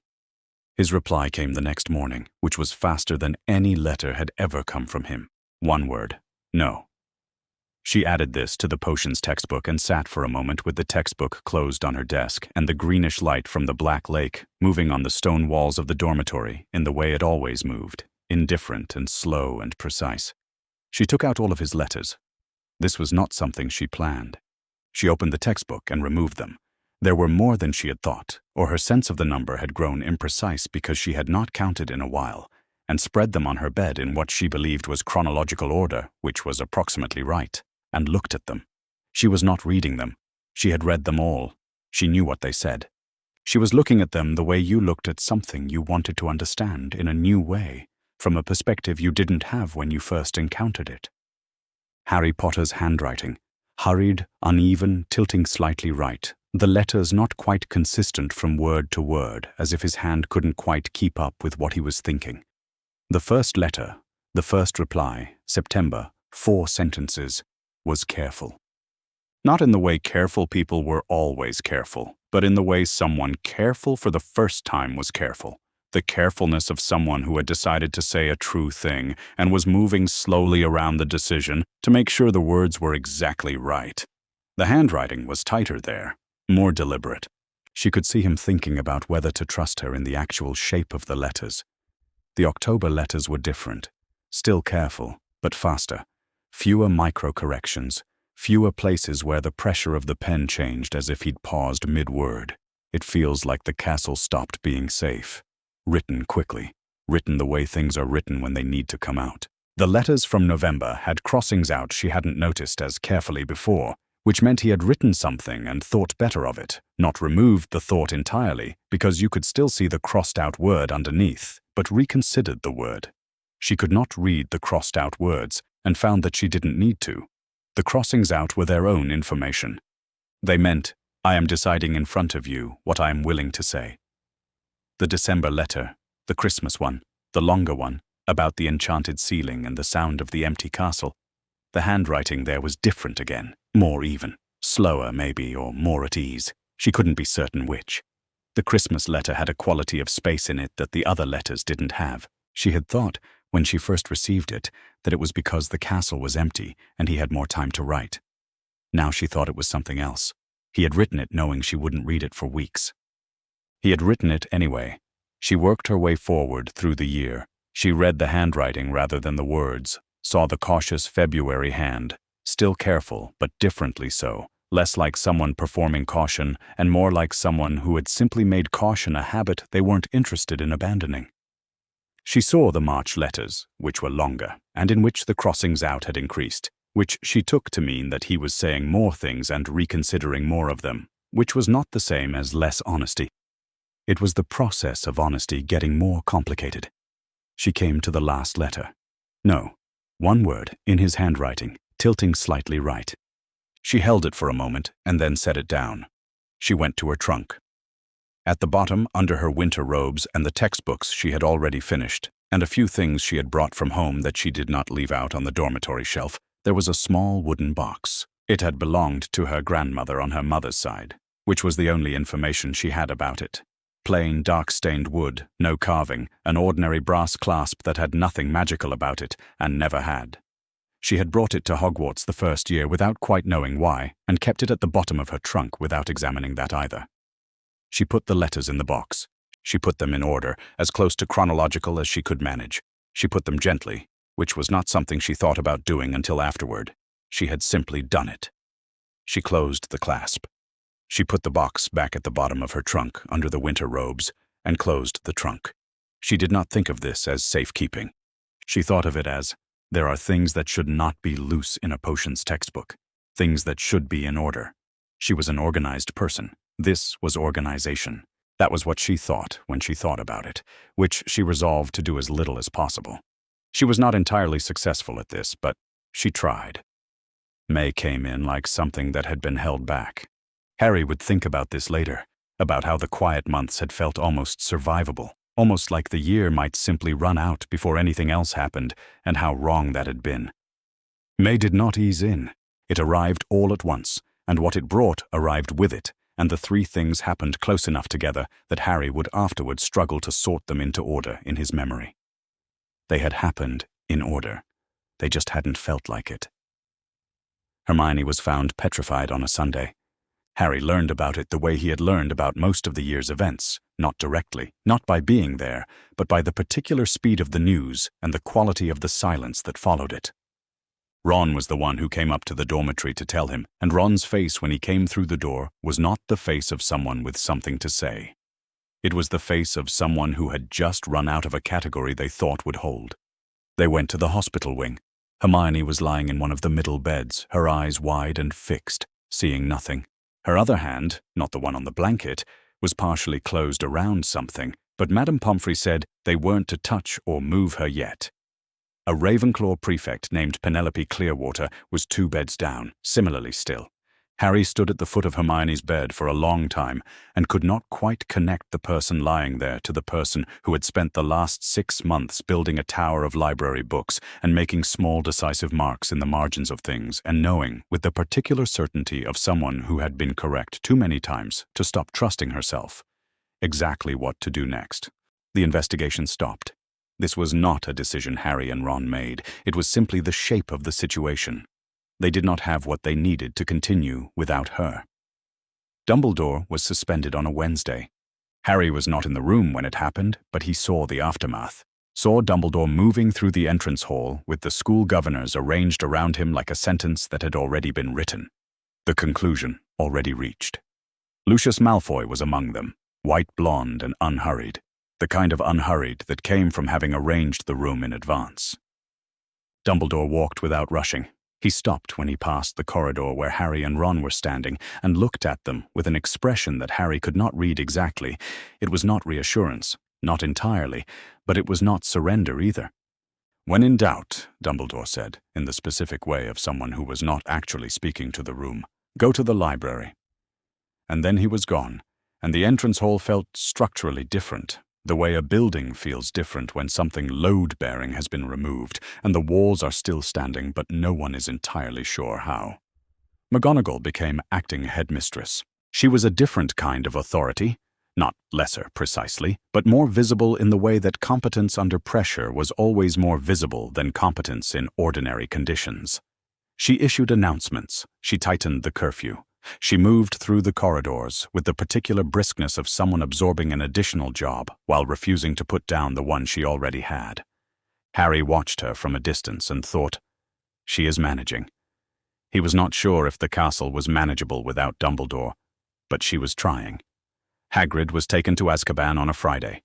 This was the one Harry had not been prepared for, which was strange in retrospect because the other two had not prepared him for much either. But somehow the Hermione and the Dumbledore had felt like the castle being damaged while Harry was in it, and the Hagrid felt like he could not name it exactly. Hagrid had been the first person to come and collect him from the Dursleys. Hagrid had said, on a cold island on Harry's 11th birthday, "You're a wizard, Harry." Hagrid had given him his first birthday cake. These were small facts, individually, but Harry carried them and did not always know he was carrying them until something threatened to take them away. Cornelius Fudge came with 2 ministry wizards, and it was done quickly, which was almost worse than if it had taken longer. Harry and Ron were in Hagrid's hut, which was not the plan. They had come down for reasons that felt important, and now felt irrelevant. And then the door had opened, and there was Fudge, with the expression of a man doing something unpleasant and trying to appear as though it were merely administrative. Hagrid's great face cycled through several things that Harry found impossible to look at directly. He was saying something about not having done anything, which was true, and Fudge was saying something about precautionary measures, and understandable given the circumstances, which were the words of someone who had already decided and was now providing the paperwork. At the door, Hagrid stopped. He said it to the room at large, not to Harry and Ron specifically, which was maybe the only reason it was possible to say it without everything else breaking entirely. If anyone wanted to find something out, all they'd have to do was follow the spiders. He said it to the garden, practically, to the air of the May evening outside the hut, to whatever might be listening. Then Fudge and the Ministry wizards and Hagrid were gone, and Harry and Ron were standing in the empty hut with Fang pressing his great head against Ron's leg and the fire already going cold. Harry had Ron. He had the hospital wing where Hermione lay petrified and whatever it was she had been holding in her hand that they weren't supposed to touch. He had the empty headmaster's office and McGonagall behind a different desk not quite inside it. He had Hagrid's last words to the garden, which were clues he did not yet know how to use. He had the letters. This thought arrived without ceremony. He had Daphne's letters in the inside pocket of his school bag where his schedule lived and where he kept things he needed close. He was not sure when he had moved them there from his bedside table. He was not sure when he had started keeping them. He had Hermione's birthday to track by, September 19th, turning 13, because she had mentioned it in a letter as a reference point, and he had Ron's birthday, March 1st, turning 13, Harry had told her. And he had the Christmas letter, and he had blood doesn't make the difference, and he had because nobody else in my house is asking the right questions, and he had, does it bother you? And no. He had all of them, and he had not thought of himself as keeping them until this moment, standing in Hagrid's cold hut, thinking about what he still had. He went back to the castle. The Slytherin common room that evening was not quiet. Daphne stood near the far wall by the window that looked out into the greenish dark of the Black Lake and listened to the room and did not say anything. Dumbledore gone, Hagrid gone. Two of the people who had been standing between the castle and whatever was in the chamber had been removed, and the common room had a quality she had felt before, in October, after Mrs. Norris, after the writing on the wall, but amplified now, more certain of itself. Draco Malfoy was near the fire, and his voice had the particular carrying quality of someone performing certainty for an audience that wanted it. The air was winning. The school was being reshaped. She looked at her trunk. She thought about the box at the bottom of it. She thought about the letters in the box and what it meant to be the person who had put them there. She thought about her name in this common room, which was Greengrass, which was Sacred 28, which carried a particular weight of expectation about how a person with that name should feel on an evening like this one. She did not feel that way. She had not felt that way since September, and it was May now, and she was tired of tracking the distance between how she felt and how she was supposed to feel. She did not pick up her quill. She would not write for 3 weeks. The common room was watching, not her specifically, not with suspicion, but in the way that a room with a strong collective certainty watched everyone in it, assessing without meaning to assess, noting any divergence from the general direction. She was a precise person. She understood that now was not the time. She looked at her trunk again, at the specific spot where the box was, under the winter robes. Then she looked away. Harry waited a week. He gave her the week because he had thought, initially, that the absence of a letter was perhaps just the post being disrupted, or the owls being difficult, or something ordinary that would resolve itself. He gave her the second week because he had remembered, by the end of the first, that nothing was ordinary about May, and he did not want to make it worse for her by pressing. He spent both weeks watching the Gryffindor door at breakfast in the specific way of someone who was doing this, and knew he was doing it, and could not make himself stop. On the 15th day, he wrote, "Are you all right?" He sat with this letter for a while before sending it. It was not a complicated letter. It was 3 words, and 2 of them were a question he already knew the shape of the answer to, the shape being, the castle had been halved of its protection in a week, and she was a Slytherin during the chamber year, and it was entirely possible she could not write back even if she wanted to, and whether she was all right was probably not the most precise question, but he did not know what the more precise question was, and the 3 words were what he had. He sent it with Hedwig. Her reply came 4 days later. A small piece of parchment, torn from something larger, not her usual careful correspondence. No seal, just 2 words in her handwriting. "I'm here." Harry read this, standing in the dormitory with Ron asleep below and the May evening coming through the window and the school quiet in the particular way it had been quiet since Dumbledore left. He read it twice. He folded it very carefully, which was the first time in the correspondence that he had folded one of her letters carefully, having not thought before to treat them as things that required care. He put it in the inside pocket of his school bag with the others. He sat down on his bed and thought, for the first time clearly, about the fact that he had been keeping her letters. He had all of them, not in a box, not in a textbook, loose in the pocket, which was probably not ideal, but they were there, and he knew they were there. and he reached for them sometimes when the year felt very narrow and found that holding the stack of parchment was a specific and useful weight in his hand. He had the one about blood. He had the one that said, "Because nobody else in my house is asking the right questions," which he had read, by his own count, more times than any other document in his possession, including his Quidditch rulebook. He had the one where she had told him about framing, about building the story before anyone could argue against it, about making sure the evidence was the wrong shape. He had "Does it bother you?" and "No." He had now "I'm here." He thought about what it cost her to keep his letters. He had not thought about this precisely before. He had known it, in the same way he knew things that had been available to know for a while, but that he hadn't looked at directly. She was a Slytherin, in a dungeon common room. During the year, the chamber had opened, and Harry Potter was the school's primary suspect for having opened it. Her letters were in a box at the bottom of her trunk with an ordinary clasp. His name was in those letters. His handwriting was in those letters. She had looked at the box the night Draco Malfoy was crowing by the fire, and she had not opened her trunk and burned them, which she could have done. He was keeping hers in the inside pocket of a school bag. That was what he had. It was not nothing. He understood it was not nothing, but it was not the same weight. He put "I'm here" carefully back with the others and lay down and looked at the ceiling and waited for whatever May was going to do next. The spiders had been moving since September. Harry understood this only in retrospect. Understood that the thin, steady line of them he and Ron had been half noticing for months, moving along the edges of corridors and across the grass toward the forbidden forest, had not been accidental. Hagrid had said, "Follow the spiders." He had said it to the garden, to the air, on the evening they took him to Azkaban, and Harry had kept it without quite knowing what to do with it. And now he and Ron were moving through the forbidden forest at night with the spiders leading them and the trees closing in above. The forest was different at night and different again in May. The new leaves blocking the moon, the paths less visible, the sounds the forest made both more and less reassuring than silence would have been.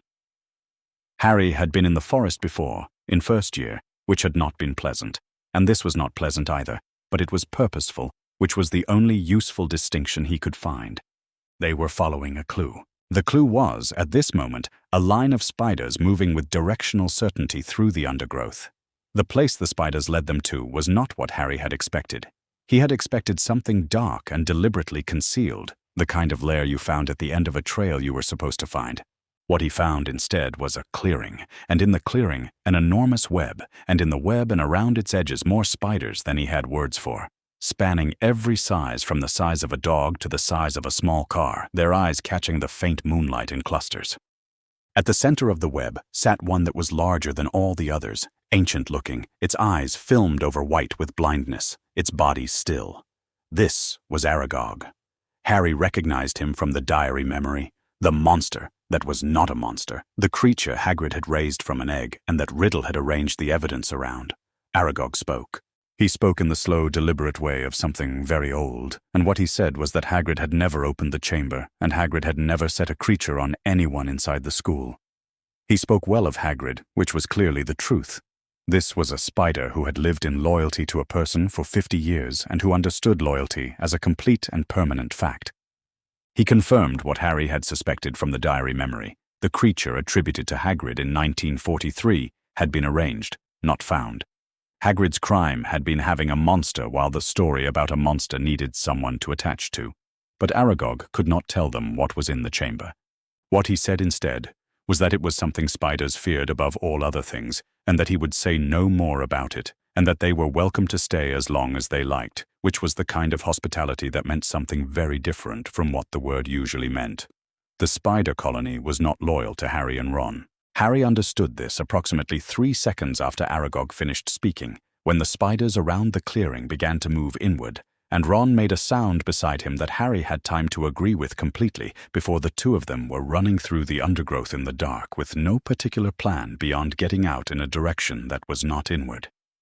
The Ford Anglia came out of the trees. It came the way it had arrived at Privet Drive, suddenly, unannounced, but this time not through a window. It came through a gap in the undergrowth with its headlights on, and it was moving, and the door swung open with the purposeful accuracy of a thing that knew what it was doing, and Harry and Ron fell into it, and the car accelerated, and the spiders hit the windows and the sides, and then the car was through the trees and into the open, and the spiders were behind them. Harry sat in the passenger seat while the car drove itself back toward the castle and thought about several things simultaneously, which was not comfortable but seemed to be the mode the year required. They went to the hospital wing the next morning. It had become a familiar route, the particular corridor, the particular smell of the wing itself, the beds that had been occupied in turns by different people Harry cared about. Madame Pomfrey admitted them without ceremony. She had been admitting them for months. Hermione lay as she had been lying, her eyes fixed open, both hands curved on the blanket. Harry had been noticing for weeks that Hermione's right hand was more closed than her left, the fingers not quite flat, and he had thought this was just how petrification held you. But now, looking at it again with a different kind of attention, he saw that it was not a position she had been placed in. It was a position she had chosen. She had been holding something. He looked at Ron. Ron looked at him. They eased the page from between her fingers carefully, which Madame Pomfrey observed without stopping them, and unfolded it on the bedside table. It was torn from a library book. The heading at the top of the torn page was, "Of the serpent known as the basilisk, king of serpents," and what followed was a description Harry read twice quickly and then once more slowly, with the hair on his arms doing something unpleasant. King of serpents. The basilisk. A creature born from a serpent's egg, hatched beneath a cockerel, bred in darkness, its direct gaze killing instantly. Not petrifying, killing. Except that all 4 of the year's victims had survived. Harry read the page again and found the explanation. Indirect. All 4 had seen it indirectly. Through a camera lens, through a mirror, through the surface of a pool of water, through a ghost. The ghost had been nearly headless Nick, already dead and therefore unable to die again. The others had survived because they had not looked at it directly. There was a small mirror on the bedside table. He looked at it for a moment and then at Hermione and thought, she had already worked this out. She had come to the hospital wing with a mirror in her hand and a page about basilisks, and she had been petrified before she could tell anyone. He understood why Harry could hear it moving through the pipes. He was a Parselmouth. He was the only person in the castle who spoke its language. That was why the heir had wanted him suspected. Harry could hear a voice no one else could, and that voice became evidence, and the evidence became a story, and the story ran faster than the truth. He understood why the spiders fled. He understood why all 4 victims were Muggle-born or adjacent. He understood why Daphne Greengrass had been moving through the corridors all year, without fear of what was in the pipes, which was not a comfort exactly, but was a thing he could put in the category of things that were also true. Ron went to find McGonagall. Harry sat beside Hermione's bed in the empty wing with the page on the bedside table and the afternoon light coming in through the high windows, and did not move for a moment, and then reached into the inside pocket of his school bag. He had her letters. He had all of them. He knew that now, had known it since May began, and had not yet tried to count them. He spread them on his lap in what he believed was order, though he was not certain of the exact dates of all of them, and sat with them. He had the first one she had ever written him, not the one she had written. That was in her possession, wherever she kept things, filed in some system he didn't have access to. He had his own first letter, which was not a letter at all, but a piece of parchment that said, in different handwriting from later, words that felt more careful now than they had in September. I have been told my whole life that it does, meaning blood. The difference. I don't believe it. I don't know when I stopped believing it. He had been 12 years old, and this had been a strange and significant thing to receive, though he had not had the vocabulary for significant then, and had to settle for interesting and not a trap. He read each one. He held the one that said, "Because nobody else in my house is asking the right questions," and read it for what was probably the 40th time, which did not seem like an excessive number given the circumstances. It had not become less itself over 40 readings. It had, if anything, become more itself, more precisely what it was, which was the answer to a question he had been afraid to ask, given back to him in the form of a sentence that managed to say several true things at once. That she had decided there were right questions, that her house was asking the wrong ones, that she was asking the right ones, and that she had identified Harry Potter as the correct correspondent for that project, which was a vote of confidence that arrived in the same package as a careful documentation of why it was a difficult vote to cast. He held the one that said, "Does it bother you?" Her response to his why, which was not an answer, and which they had both known was not an answer, and which he had accepted as something better than an answer. Evidence that she had labored over the question of why long enough that she had needed 2 days and 3 drafts to produce something she trusted. Whatever she kept them for, it cost her enough to cost her 2 days. He held the scrap of parchment that said, "I'm here." He thought, she has been asking the right questions all year. He had been asking them too. He had been asking them before he knew he was asking them, before he understood that writing to a Slytherin about the word mudblood or about whether blood made the difference was already participating in a project with a shape.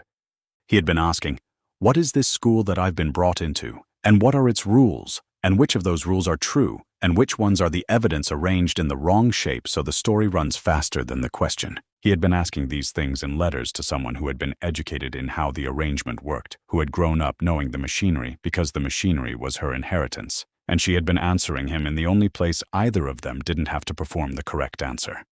That was what the letters were. Two people asking questions in the one place the right answer wasn't already decided. He put them back in his pocket and sat for a moment with his hand over them, feeling the fold of the parchment through the inside of the bag. Then he took out a fresh piece of parchment. He wrote, "I think I know what's in the chamber. I don't know what to do." He stared at this for a moment. It was not a complicated letter. It was the most complicated letter he had written, which was not a contradiction. The simple ones were always the most complicated. He was not asking her to do anything. He was not asking for information.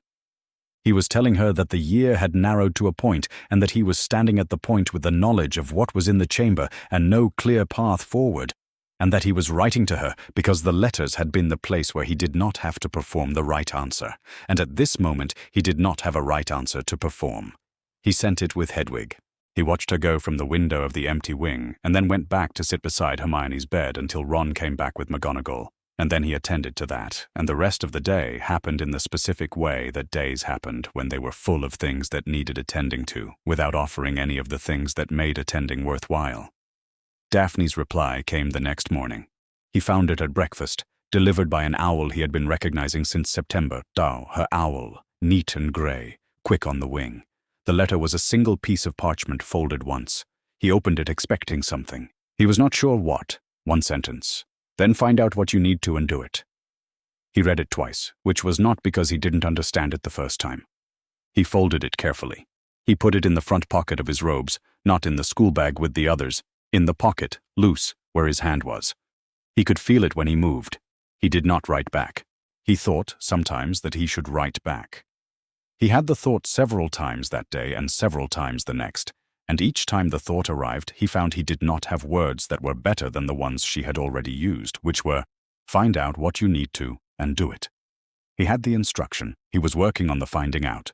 Writing back would have required him to account for the progress of that work, and the progress of that work was not something he could account for yet, and she had not asked him to.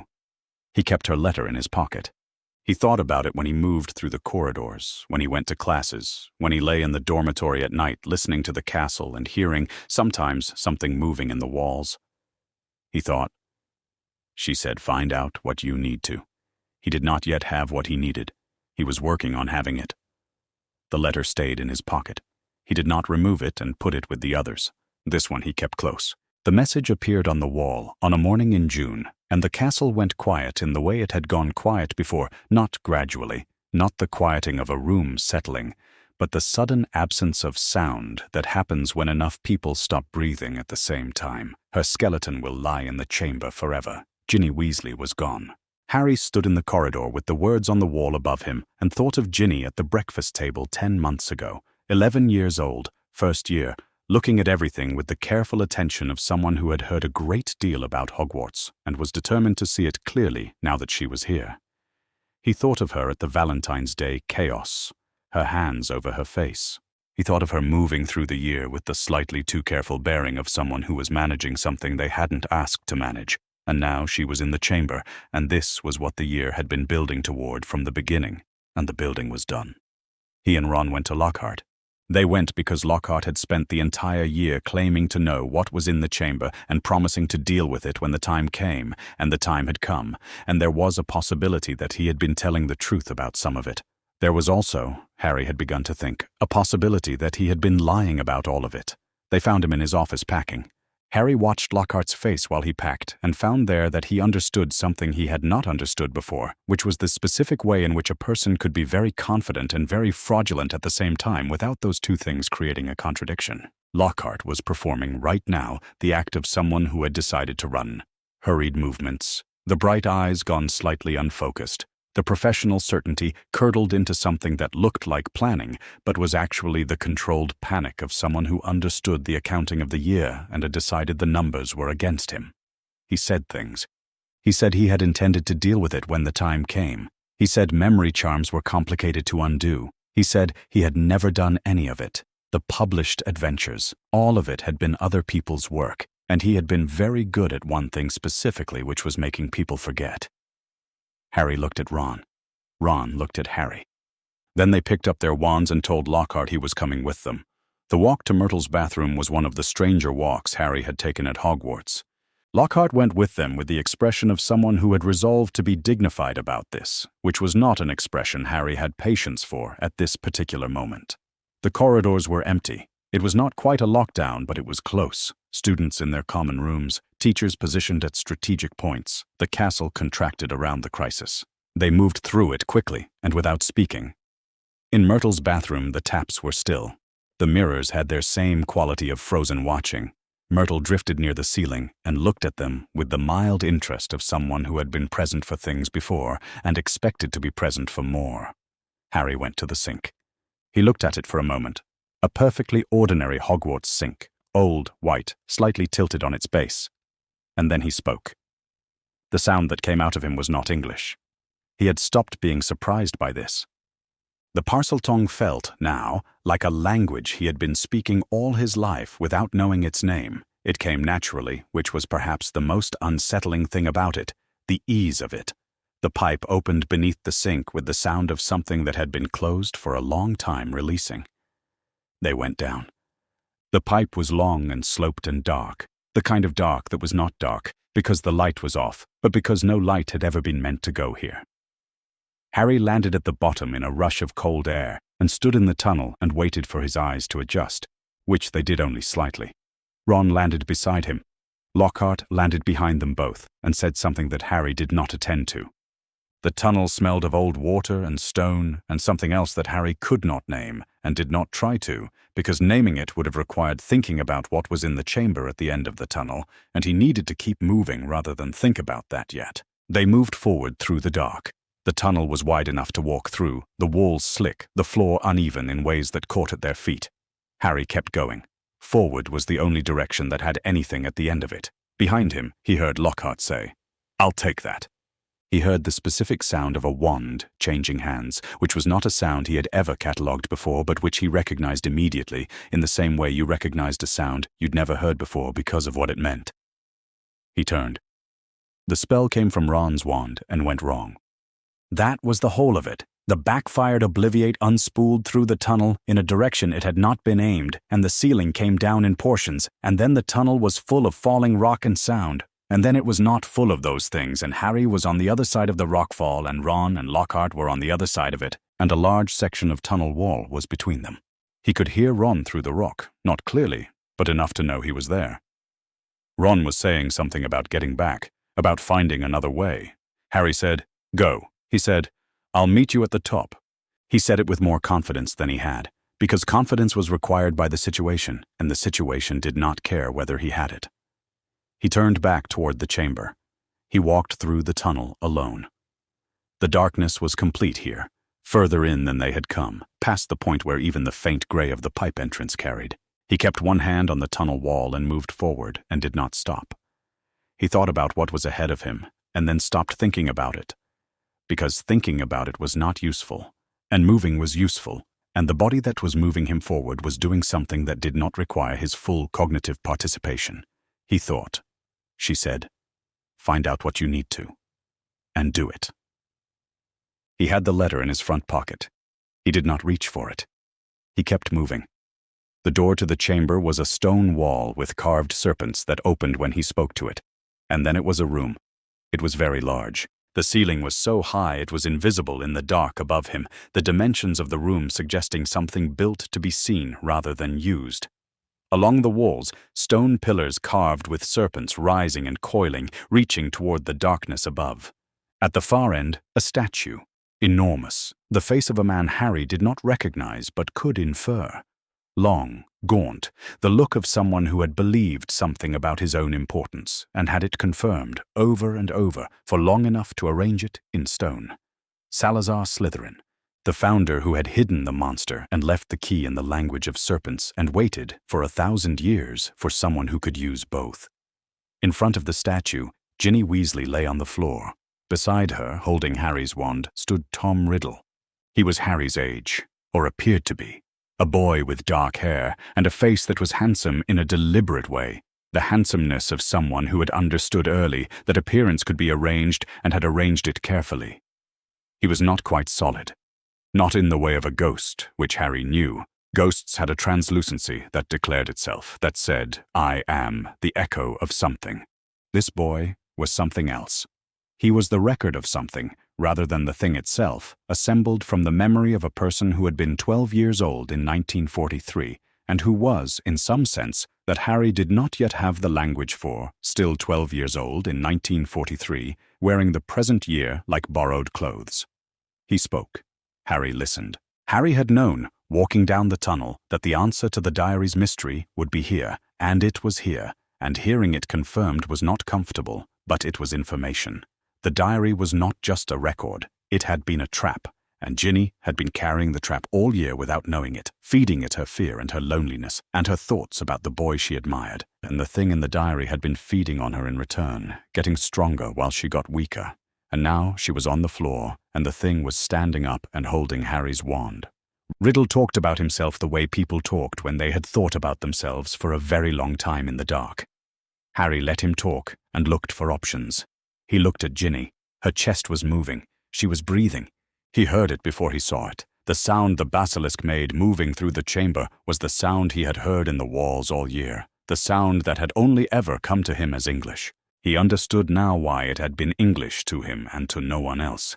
He pressed back against the nearest pillar and closed his eyes and did not open them. The darkness behind his closed eyelids and the sound of the basilisk moving were two of the worst things he had experienced, including several previous candidates for that position. He did not open his eyes. He listened. He thought about what he knew. It was enormous. It could hear him. It would follow the sound of him, and he could not look at it. Then he heard wings, large wings, in the chamber, the sound of something that belonged to neither the stone room nor the year's ordinary air coming from above. Forks dropped from the dark of the ceiling like a living torch, scarlet and gold, his feathers the color of the Gryffindor common room fire on a winter evening, and in his talons he was carrying the old battered sorting hat, and Harry caught it without asking questions about why, because the why was not the most urgent thing at this particular moment. He put his hand in the hat. He felt it before he understood it, the weight of something solid in his hand that had not been there a moment before, the hilt of it. He pulled it out of the hat, and it came out shining even in the chamber's darkness, the sword with its rubies set into the hilt, a name along the blade he could see even with his eyes still not quite open. Godric Gryffindor. The basilisk lunged. He felt it as a displacement of air before the sound reached him. He moved. What happened next was not skilled. He would think about this afterward, lying in the hospital wing with his arm bandaged and his brain returning to him in sections, that it had not been skilled, that it had been the particular combination of knowing what to do and not having the option not to do it, which was not courage in any formal sense, but was the practical state of being out of alternatives. He moved in the direction of the largest mass of sound and heat and met it with the sword, and the sword did what swords were made to do. The basilisk was enormous and old and had been feared for 1,000 years, and it was also a living thing, and it died the way living things died, not quietly, not cleanly, in stages. And Harry kept his eyes closed and held the sword until the stages were finished. The fang went into his arm in the last of it. He felt it, felt the specific wrong sensation of something that was in his arm that should not be in his arm, and the burning that followed it immediately, the venom already moving, and he pulled the fang free and the burning got worse, and he thought, in a very clear part of his mind that had detached from the part that was experiencing the arm, I have to do the other thing first. He crossed the chamber floor without being able to see it. He found the diary. He used the fang. What happened to Riddle was not something Harry could describe precisely, and did not try to. The howl was not a sound a person could make. It was a sound a record made when the record was destroyed. And then it was over, and the chamber was quiet, and from the floor where Ginny had been lying, there was the sound of a breath drawn all the way in. Her voice was confused and frightened and alive. The venom was in his arm and spreading, and his vision, when he tried to open his eyes, was going wrong at the edges. He sat down against the basilisk's body because his legs suggested this. He thought about what he still needed to do, which was get out, and thought about whether he was going to be able to do it, which was less certain. Fawkes landed on his injured arm, and Harry thought, "Wrong arm," and then did not think anything, because Fawkes was crying. He had not known what Phoenix tears could do. He knew it afterward, felt it happen, the specific sensation of something reversing, the venom doing what it was doing, and then, gradually, and then quickly, not doing it. The burning resolved into heat, and the heat resolved into warmth, and the warmth resolved into his own arm again, which was his arm, and only his arm. He sat against the basilisk's body and breathed. Ginny was looking at him. She looked the way people looked who had been somewhere they could not describe, and had come back and were still assembling the difference. She was 11 years old, and she had been carrying an ancient trap for 9 months, and she looked very small on the chamber floor. Harry said, "We need to go." Fawkes carried them out. Harry had known, in theory, that a phoenix could carry enormous weight. He had read it somewhere, or perhaps Hagrid had said it, or perhaps it had been in a textbook, but theory was different from the practical experience of a bird approximately the size of a swan lifting 3 people through an underground pipe with the focused ease of something doing what it was built to do. They rose through the dark, the tunnel went past, the pipe went past. And then they were in Myrtle's bathroom, on the floor, in the ordinary light of a Hogwarts afternoon, and the Chamber of Secrets was below them, and the basilisk was dead, and Ginny Weasley was alive. Harry sat on the cold bathroom floor and did not move for a moment. He reached into his front pocket. The letter was still there. He did not take it out. He just held his hand over it, over the fold of the parchment through the fabric, and felt the particular weight of a thing that had been in his pocket while the rest of the year resolved around it, and held it still. The castle breathed again. This was the only way Daphne could describe what happened in the days after the chamber was closed. The school breathed, the way you breathed when you had been holding something in for long enough that you had forgotten you were holding it. The petrified students came back. Madame Pomfrey had administered the Mandrake restorative draught, and then the hospital wing had done what it was supposed to do, and Hermione Granger walked out of it on a Tuesday morning, looking like someone who had been away for a while and had thoughts about the months she had missed and intended to address all of them at speed. There was, Daphne heard, considerable crying on the Gryffindor end of things, and she found she could imagine this without difficulty. The exams were cancelled. This was its own kind of weather event. The announcement moved through the student body at a speed that suggested the news had been waited for, and what followed it was the particular freedom of a school that has been given back time it did not expect to have. People walked slower. The libraries emptied and then refilled with people who were there voluntarily. The grounds in the June evenings were full. Daphne moved through it all with the awareness that the year was ending, which was both the most obvious fact in the world and somehow, this particular year, strange. The news about Lucius Malfoy arrived the way all the important news arrived, not in any official form, but in the movement of it through the castle, corridor to corridor, common room to common room, until by dinner on the day it happened, everyone in Hogwarts knew the shape of it even if they didn't have every detail. Daphne had most of the details within 2 hours of the confrontation in Dumbledore's reinstated office. Lucius Malfoy had planted Tom Riddle's diary in Ginny Weasley's cauldron at Flourish and Blots at the start of the year. He had used Ginny Weasley, 11 years old, first year, a child, as the instrument of a plan that required someone to possess an object they didn't know was dangerous, and then to be possessed by it in return, and to open the chamber, and to petrify several students. And if the year had gone the way the diary's author intended, Ginny Weasley would have been the one whose skeleton lay in the chamber forever, while the diary took whatever it needed from her. He had used a child, and then he had used his position on the school governors to have Dumbledore removed, which was the move that had cleared the board of its most significant piece while the rest of his plan ran. He had been outed by Dumbledore, who was back in his office, and had received Lucius with the expression, by all accounts, of a man who was not surprised and was also not in a hurry. Daphne sat in the Slytherin common room on the evening of this news and looked at the fire. Draco Malfoy was not in the common room. He had been in and out for the past few days with the bearing of someone who had been told something he was still processing, the usual certainty replaced by something that looked less like certainty and more like its absence. He was 12 years old, turning 13. He had celebrated all year. He had performed his father's confidence in what was happening, borrowing the certainty the way he borrowed the vocabulary, wearing it in front of an audience that expected it. And now his father had been the mechanism, and the mechanism had been aimed at a first-year girl, and Harry Potter had gone into the chamber and come back, and that was the year. The common room was subdued. The green light from the black lake moved on the stone walls the way it always moved, slow and indifferent and even. The fire burned. Around her, second years doing the same calculations she was doing, reaching their own conclusions at their own pace. This was not a comfortable time in Slytherin. The celebration had curdled. Lucius Malfoy's exposure was not a comfortable thing for a house that had spent the year performing alignment with what he had set in motion. It required a new calculation, a repositioning that had to be done without appearing to reposition. Daphne was not interested in repositioning. She had done her repositioning in September, in the particular way of someone who did it alone and didn't call it that. She went to her trunk. She took out the box from under her winter robes and set it on her bed and looked at it for a moment. The plain dark wood, the ordinary brass clasp, and then opened it. The letters were as she had left them, in the order she had arranged them, in his handwriting, which she recognized now on sight, the way you recognized the handwriting of people you had read consistently. Hurried, uneven, tilting slightly right. She took them out one by one and laid them on her bed. When she had all of them spread out, she paused and counted. She had miscounted in her head. There were more than she had thought. Not drastically more, but more, because the year had contained more exchanges than her sense of it had tracked, and she had not counted them since putting them in the box, and between March and June a great deal of correspondence had occurred.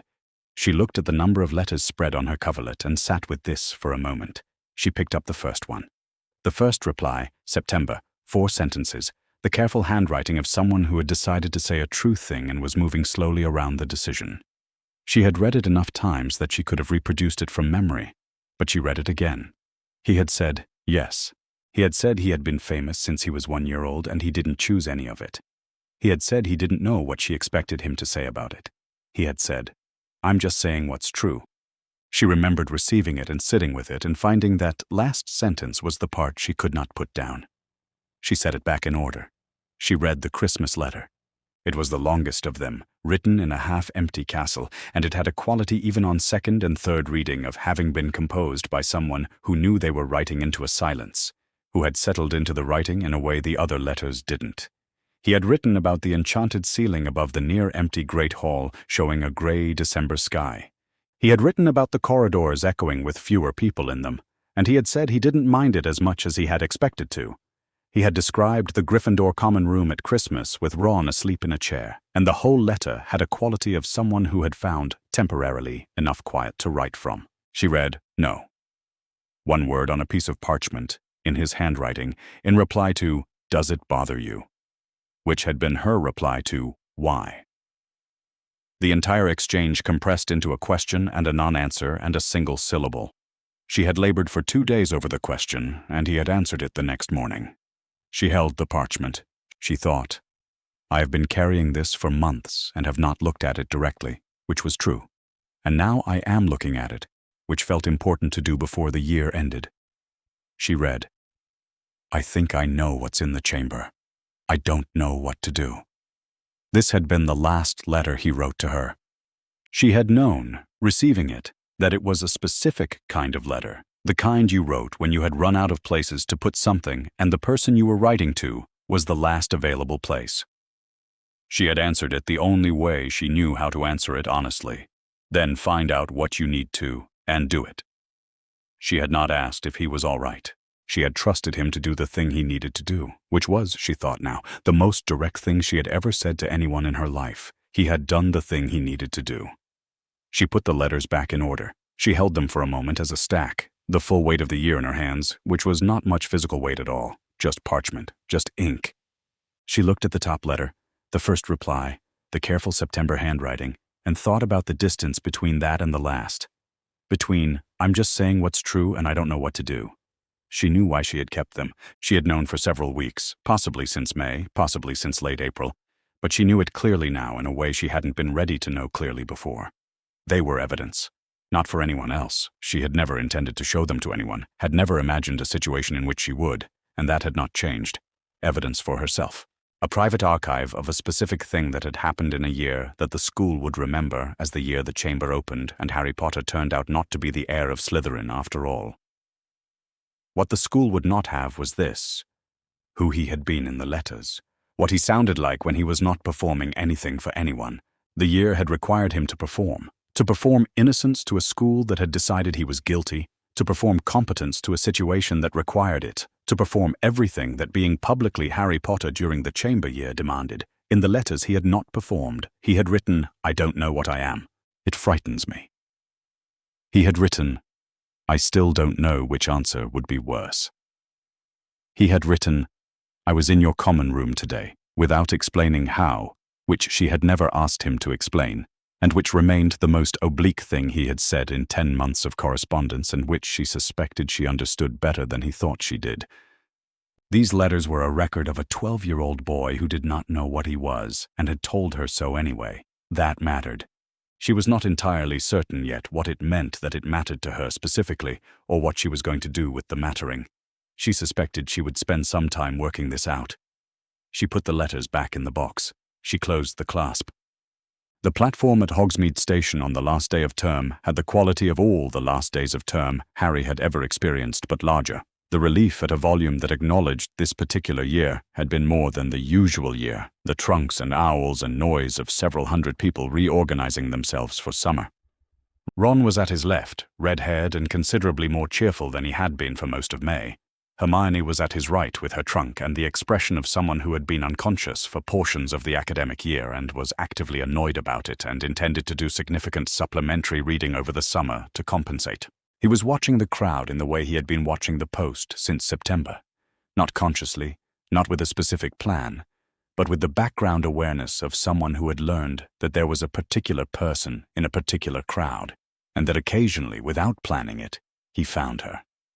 He saw Daphne Greengrass crossing the platform toward the train. He knew it was her before he could have explained how he knew, not from any identifying feature, since he had spent 10 months consciously not acquiring identifying features, but from the particular way she moved, which was precise and not hurried, and not performing hurry for an audience. She had her trunk. She was heading for the train. She was 15 feet away, and then she looked up. He nodded. She nodded back. That was the whole of it. 2 people across 15 feet of noise and trunks and owls in a school year that had included, between them, more than 30 letters and a basilisk, and the moment he had understood what the letters were, which he had not told her and did not need to tell her. They did not speak.